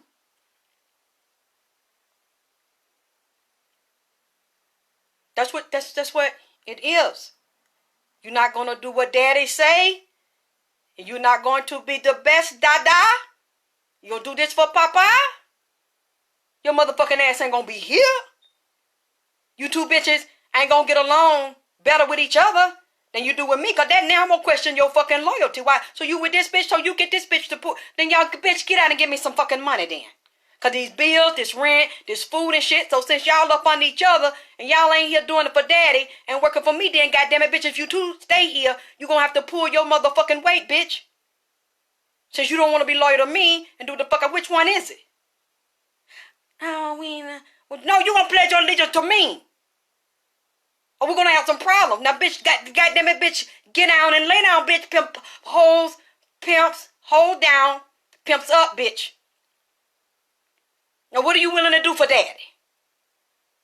Cause, bitch, you know, I don't know. After what I done seen, bitch, I have a little doubt in my goddamn mind now. Bitch, you gonna roll over for daddy, get on your knees, bitch, ride or die for daddy, suck a dick for daddy, eat some clit for daddy, goddamn it, bitch. Everything you do, bitch, is for me, bitch. The world revolve around me, ho, bitch, the world is mine. Scarface in this bitch, bitch. Now look, cause don't let me catch y'all back there with you whispering or talking, bitch. If I can't hear the shit, bitch, it's a goddamn problem in this motherfucker, bitch. I'm the king. Allegedly. You know, I could be getting the wrong shit, man. I could be getting the wrong thing. So I'm going to say allegedly. Somebody tell me what time it is. I'm sorry. I had to try to get somewhere. I still ain't got everything in here what Tupac mama said. I don't want this reading too long. And some people don't want to watch them when they see they're so long. So somebody tell me what time it is, because I'm going to have to come back. I didn't want to come back, but I'm trying to tell y'all everything Nipsey's saying and these spirits are saying. You have got to hear what Tupac's mother said. You got to ride for daddy, baby. Why, what y'all fucking? Y'all eating each other pussy or something? You click and click? Cause you two been real close lately and in the room together and sleeping up on each other and goddamn saying shit that daddy can't hear, bitch. Like what the fuck going on? But y'all hiding something from me, or what the fuck y'all talking and I can't hear the conversation, or I ain't including the conversation? Like what y'all plot? Yeah. This fucker get real uneasy and paranoid when these bitches seem like they getting closer to each other. It's like, bitch, y'all ain't here in united, bitch. Y'all here for me. Y'all here to y'all loyalty, and you're gonna bow down to me. Y'all don't supposed to be here friends with each other, ho. Bitch, what you think this is? They said that, Nick. I'm not sure. What time do y'all have? Because I think I've probably been on here a while. Damn, I didn't want to come back, but it looks like I'm going to have to come back because Tupac's mother, what she said is so deep to me. Well, if nobody can't tell me what time, I'm going to go ahead and get off because I think I've been on here a long time. And I'm just going to have to decide when I can come back and get this done. because I'm not sure. I'm not sure what else they're going to say. What Tupac, what his mom, what Nipsey is going to say. But it's so much that's going on. I haven't gotten to all of it. So, because I don't have to watch. If I can't get the time, then I'm going to go ahead and end this segment of AKT Celebrity Reads, AKT Underworld. And I'm not going to promise you when I'm going to come back. I'll just try to come back because the mother, Afeni Shakur, is very, very bothered. Lasagna, can you hear me? What time is it? Can somebody tell me what time it is? I know y'all hear me when I'm asking for the time. Anyway, I'm going to go. So I don't know. Again, when I'm coming back, I'll let you all know. Baby, do you hear me? Can you see the time? Will, Howard, can you see the time?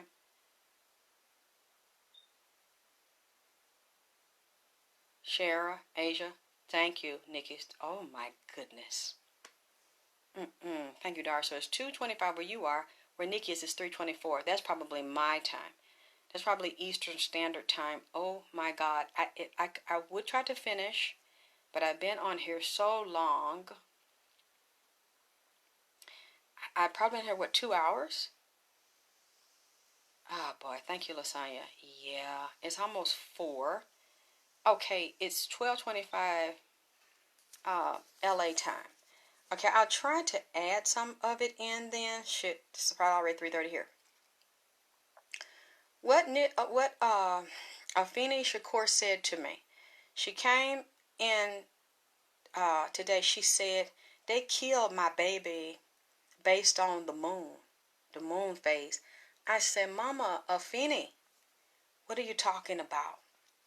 She said they killed my baby based on the moon phase. She said it was a satanic ritual that they did. I will tell you that a little bit. She said, and Orlando came in here and spoke to me. The gang member that was in the car that shot Tupac, he said, I'm sorry. He said, and I tried to talk to Tupac, but Tupac ain't talked to me yet.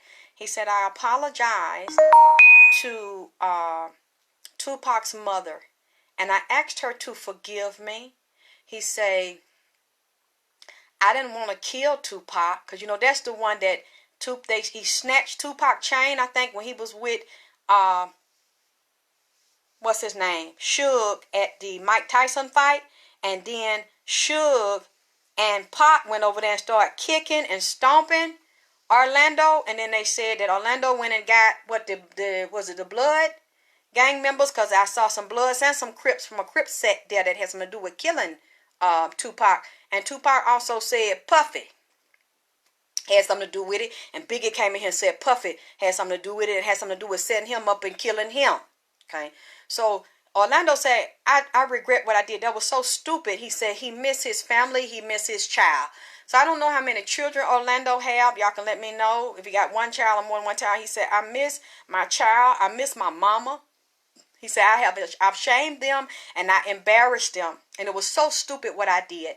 Losing my life so young over gang banging and gang violence. I wish I could do it again. It was really a bad decision what I did. And shooting Tupac, he said, but it really, when you get down to it, it wasn't my idea. I was ordered to do that. He said there was a green light hit higher above me and they told me to do it. And they were going to pay me some money. He said, the way he said it to me, he said the fight and him snatching Pac chain was staged. He said somebody told him to go and snatch Pac chain, like to start the disagreement to trigger Pac. Because they knew Pac wasn't going to think he was riding with Suge. And Suge, if you look at the video, encouraged the shit and told Pac to come and do it. But for some reason, Orlando told me, briefly, because I didn't really get in it too much with him. I wanted to finish hearing what Tupac mama say. Orlando say it wasn't his idea. He said there were other higher up gang members, he said, that told him that this is what was going to be done. They were going to kill Pac. And this is the way that it was set up. And then the Tupac mama say the shooting was set up. There were and the demon came in here, was associated with it. Said it was a demonic spell put on Pac by a record executive, and said that Suge Knight did not own and control Death Row, and that there was drug dealers and drug money and debt associated with drug dealing and drug money. And then it showed me a woman involved that also wanted Pac killed, and that it was a Spanish, I see a Latin woman that was associated with the drug cartel that also worked for a record label that was involved in the killing and know the killing was going to go down. Suge had what the record label, what that is, Death Row, but Suge was controlled by agents that ran that company on the low. Suge didn't really own that company. I see a white lady, and I see some government agent in there. And Afeni Shakur said that this was also tied to COINTELPRO and the hip-hop police and drug dealing and drug activity. And so there's a white lady that's a Spanish lady. She white skin, black hair, black eyes. She was there. It was people filming and watching the murder to make sure the murder go down. And I see cocaine, and this lady, she's not a part of the cartel, but she was working with the cartel at the same time tied to a record label. And it looked like she was working for the record label, but also working for the Colombian or the Mexican cartel, like overseas. And she was a secret agent, a snitch, and ended up pulling away from the cartel because they found out she was snitching. But she is in the record company. She was in there during that time, but dealing with the drug side, financing the record label and getting the owners of the label and some of the artists tied up and blackmailing and controlling them legally through doing the music and also dealing with drug sales and drug use. Afeni Shakur said Pac contract had debt on it. Said that Suge owed money on Pac contract. Said the contract was getting ready to be no good because there was money. It was like a promissory note or a debt note that there was money need to be paid on Pac contract. There was money that like had been loaned, like the contract was like a promissory note. And at a certain time, there was debt. That contract was a debt to Pac. If y'all can find out, tell me what that means. I'm trying to understand Pete what she say.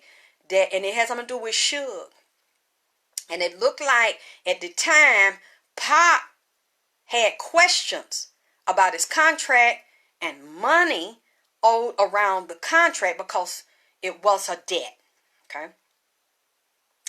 And she say that also this wasn't just some gang shit where they shot him and there was a stage fight to lead to him going down that four-way. Said that four-way was picked and that the record label that had something to do with initiating a spell against Pac, because Pac was a problem, they felt, and that Pac was not very tolerant. And Pac had said something that rubbed Dre the wrong way. And that also it was, check this out, said that it was a label associated with Will Smith and Dr. Dre. They mentioned Sony, Columbia, and Interscope. Now, that's all I'm going to say. Okay? They knew it was going down and what they had started doing, which has made me think about Kobe, and that there was a simulated video game. They had already put this out and did the curse on Tupac because of what was going on with the record label, and they wanted to cash that contract out because they considered Tupac a problem. And Tupac was starting to ask questions, and also there was the debt and the drug loans and the cartel. I'm telling you, in the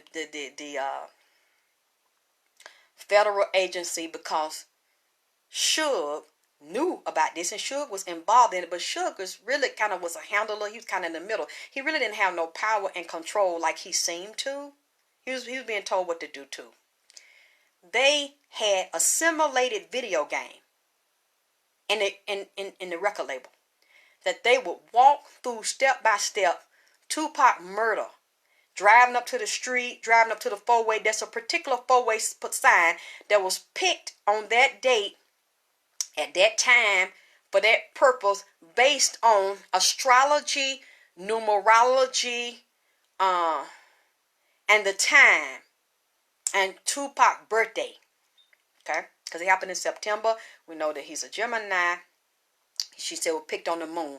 And when I looked at it, the mama is motherfucking right, baby. She say, I seen down on one of them streets, I seen some white peoples down there. I seen some federal agents down there. I seen the police and somebody on a goddamn bicycle riding down there. Some kind of agent or police on a goddamn bicycle.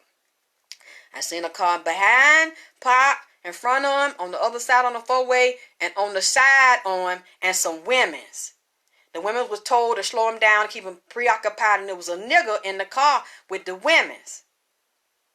Don't say nothing, tell nobody I'm here. Hiding. The shit was set up when the women's came up on the side, and somebody was in the back of Pac. So can y'all tell me, was somebody in the back seat with Pac, or was somebody behind Pac that knew Pac, that saw the shit go down? Because somebody was behind him that saw this happen.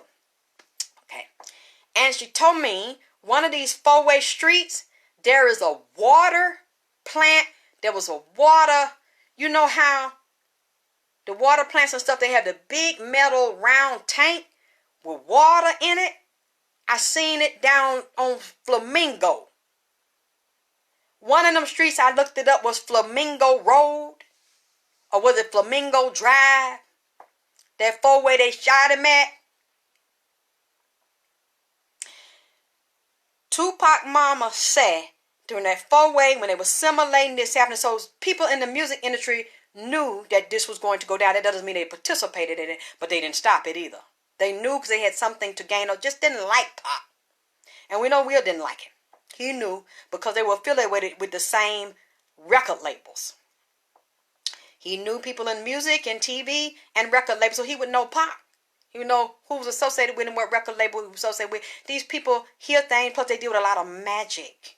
The demon came in here and told me.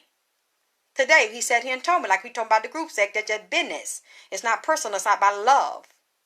Many times it's not even about lust. This is how we bond. This is what we do to get the entities in and to get what we want. Okay. So I'm seeing the water. If you all can find it, let me know. I think they're saying where he was killed was Flamingo. Oh, excuse me, he was not killed. He was shot September 8th. Was September 7th, September 8th of 1996. Well, when I looked, the moon, when he was shot, went on the 8th, and then he died on the 13th. 13th of September. 6 days later, when I start to look at this, let me look here. Okay, the moon was waxing Tupac. She said they killed my baby by the moon and time and horoscope, and she caused Interscope. Sony Columbia, she said they did a computer walkthrough simulation at the four-way. It was camera there. She said people filmed this and rewatched it to confirm it. And she said they was taping there. There were gang members. There was white men there. They was placed there by FBI, CIA, and there was a water plant nearby. It said Flamingo. It's on Flamingo. One of the 4 ways lead to is Flamingo. Flamingo Road, Flamingo Drive. Look it up for me. Okay. He shot September 8th, died September 13th, 1996 at the University Medical Center. And the mother told me they had the hospital surrounded by agents, police and agents. She said she knew her son wasn't going to get out of there alive based on the name of the hospital, University, where you ascend to the higher level. She said they had him drugged. He had drugs in his system when he was out there riding. Something he didn't know about to get him off guard and off balance. She said when they operated on him, they were killing him. They were making sure he did not survive. And I'm going to tell you the way when they shot him, based on the moon, based on the date, based on the time, he was not supposed to be operated on to have surgery. You know, there are certain times based on your birth month, your birthday, your zodiac, the moon, and when you decide to get it, the year, you get it, the day, and what sign is in the sun or the moon. Sign is in the moon. Certain organs are ruled by different signs. You're not supposed to get cut there based on the moon and that sign, whatever sign it in, depending on what type of surgery you're going to get. Okay, excuse me, the higher ups knew this. That's why I knew it was a deeper hit based on what the mama say. Because I'm looking at September 12th through the 27th, there was supposed to be no surgery. The new moon was on September the 12th. The organs are more sensitive. Surgery is not recommended on the waxing moon. Okay, the new moon phase on September 12th was in the sign, of Virgo. 12th and 13th was in the sign of Virgo, which is Mercury, the ruler, that controlled the organs of pancreas, small intestine, cecum, colon, digestive tract, duodenum, and rectum, and it controlled the sensory organs, the eyes, and the ears. These organs are very sensitive during this period, so provide them with extra care and protection. And the moon, when the moon is in Virgo, it deals with your feelings of safety, and that's now related to order and clarity, even in emotions. You may have the need to organize everything that's chaotic and disorganized. Try being more tolerant and accept imperfection of life. It is better to trust life and let it run out its own way. Not everything must be according to our expectations. See, when I went through all this, and I'm going to go through the rest of it when I can come back, Pot was supposed to be meditating, being balanced, get his life together, not deal with chaos, arguing, fights, and confrontation. Somebody involved with this on a higher level knew that and made him do the opposite. Because he went over there with Suge, jumped on that man, kicking that man, didn't think. Jumped right into it to show his bonding and commitment to Suge. And we're going to ride this motherfucker and kick this motherfucker down like this, knowing they were waiting. This was because they had done the simulation and they had done it in the astral, killed them in the astral, and called those spirits and moved through, because the demon's standing right here. And the demon's in a pot. He lives in a pot. He came out, been here all day with the mama, talking to him, confirming what the mama say. So it was inevitable. He basically rode down the road and was not thinking. What somebody didn't warn him. Pac had no protection on him. He wasn't into spirituality. He wasn't into astrology. He didn't know. They had been planning this for months. They walked right down on that and they shot him, created a confrontation when he should not have done it. Shot him on days that were waxing under certain zodiacs where they shot him. They said in the arm, the chest, the abdomen, the leg. Those organs are extremely sensitive under that sign. And then, I don't know how many times they operated on him, because the whole day I was writing all of this stuff out. And I couldn't believe what the mother was saying. Hold on. As there's so much. I got so much papers. I'll read a little bit of some of it. Okay, September the 4th, 96, the moon phase was in the last quarter of Gemini. The moon in Gemini is manifesting itself by need for changes and spontaneity. Safety lies in thinking about your feelings and sharing them with others. So it was saying about safety and precautions and manifestation and watching your feelings and talking about things in a productive way and putting things in order. So September 4th would be more of a better time because, listen to this, September 4th, 1996, dealing with the organs of shoulders, arms, hands, respiratory system. Remember, they had to take one of his lungs out. Bronchial tubes, which would also tie to inside of your lungs. Nervous connectors for sensors and motor skills. Blood capillaries. Remember, he had problems with blood and bleeding. They couldn't control the bleeding and blood pressure and the heart. These organs are now more sensitive, so provide them with extra care. Surgical operations. Surgical operations are recommended during the waning moon. However, avoid surgeries of organs under the influence of the moon sign of Gemini. What's it saying? Okay. It was shot at the red light of East Flamingo Road. So East Flamingo and Coville Lane. I'm seeing water near here, so I got to check if it's Flamingo Road or East Flamingo in Vegas. And so he died September 13th. Okay, September the 8th, he was shot 96 on a Sunday. September the 8th, 96, the waning moon. The moon is in Cancer and it's waning. Organs influenced by Cancer: stomach, mucosa, ovaries, womb, vagina, breast, pleura, peritoneum, which would be the lining of the abdominal area, lymph system, and the breastbone. That would be chest, and that's where we shot. Surgical operations recommended during the waning moon. However, avoid surgery of organs under influence of the moon sign. And in September the 9th, the day after he got shot, the moon was in Leo. Leo deals with organs: heart, aorta, blood circulation, heart rate, blood pressure. They said no surgery of these organs during the waning moon under Leo. They were doing surgeries on Pac, remember? At that time, I don't know how many, but they were trying to keep Pac alive. Pac was getting surgeries done on him during this moon phase where they're saying no surgery. It would be too dangerous under these moons. September 9th, under Leo, under heart, aorta, blood pressure, blood circulation. September 10th would be a Tuesday, and they're saying no. He was shot with, they said, 40 caliber rounds from a Glock, 2 in the chest, 1 in the arm, 1 in the thigh. It was in Las Vegas, Sin City. And this was not recommended. You understand what I'm saying?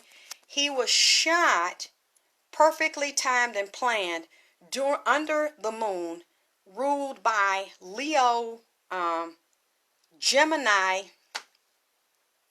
see other moon, the waxing moon in Virgo.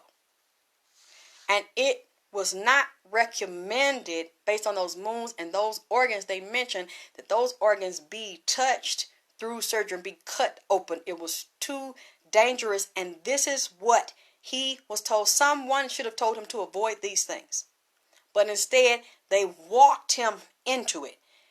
When the mother said that, I started looking at this. My mind was blown, especially when she said they did this to my baby. And right now, some of these same signs we're in, Gemini, Sun, and Venus, we're dealing with the duality, the twins. One side, we look at the mirror side, which is the total opposite side of the other. Mercury and Gemini, Sun and Venus, we're dealing with retrogrades and Jupiter. You see what I'm saying? It's like everything old is new again. This stuff is coming back because it still hasn't been resolved. It has not been dealt with. Isn't it deep, baby? I never heard this. When the mom walks in and she says, I know they did it. And she said the record labels are associated, tied with the drugs, the gang, the money, and Puffy. Some kind of way it's tied. And if you look at it, some of the same players in the same way Nipsey was assassinated, Pac was assassinated. The same way, he just held on a few days, but they already knew. And he said, and then Tuki says the same thing about Pac. They took peace. They consider him a Superman. And the mind brilliant and him being very fascinating and spiritually deep and a revolutionary. And then the mother goes, somebody had been whispering to her and said that was also about Asada Shakur, Tupac's auntie. Said that since you could have helped her come back, so since she took one of our police, then we're going to take more than one of yours. She said, I knew Tupac was going to be sacrificed. I know they were going to take him from me. I knew, she said, he was on Hoover's list. They had put him on those lists. Like they put Nipsey on those lists and started to watch him. Anybody like that? And Tuki said he was on that list. She said she knew that they were going to do this to Tupac. And it was about revenge. For some reason, his mother said she knew it was revenge to get back at her and to get back at Asada Shakur. Because she wouldn't come back from Cuba. And they couldn't get Fidel Castro to work with them and let her back over here. For some reason, that's what his mother said. She had been secretly, they had been whispering in her ear and taunting her and following her. She said she was under surveillance all the time. She was being followed around. That's what Tupac's mother said. And that she knew they were going to do that. And she said she felt them in the hospital. They were in there surveying. Just regular police were not in the hospital. She knew they were not going to let her baby out alive. She had been feeling it. She had been knowing it. She said that she made peace with it. Because there was an old interview I got to find with her. She said she saw him and she told him, if you want to leave, it's okay. He told me he's worried about his sister. I don't know anything about Tupac's sister, but he mentioned he has a sister. He's worried about her. He watches over her. But the mother said she knew that they were going to take her baby from her because they didn't want him to be like her. He reminded them of his mother. They felt like the mother would be a danger because she developed that and gave birth to him. Royalty, and was a lion. Little body, but a lion. And she knew they were going to kill him young. What else did she say? They also took portions of him in the eye. Something about these men they take in the eye.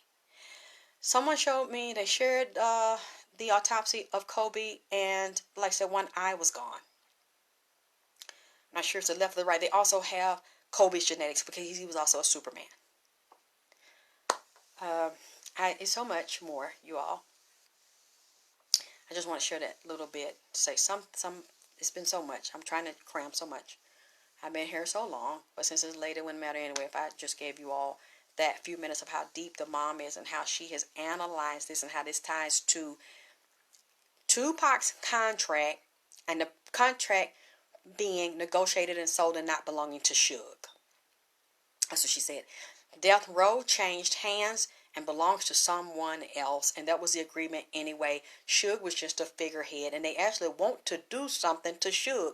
Suge need to be careful. He might get out of jail, might get out early, but he is a marked man because he has done what they want him to do, and now he's considered a liability to them. And he knows their secrets. He's not talking that I know of, but they're afraid he might. So I'm going to watch how they handle Suge while he's in there and when he gets out. Whatever time he gets out. But I'm going to go now. I'm sorry I took you so long.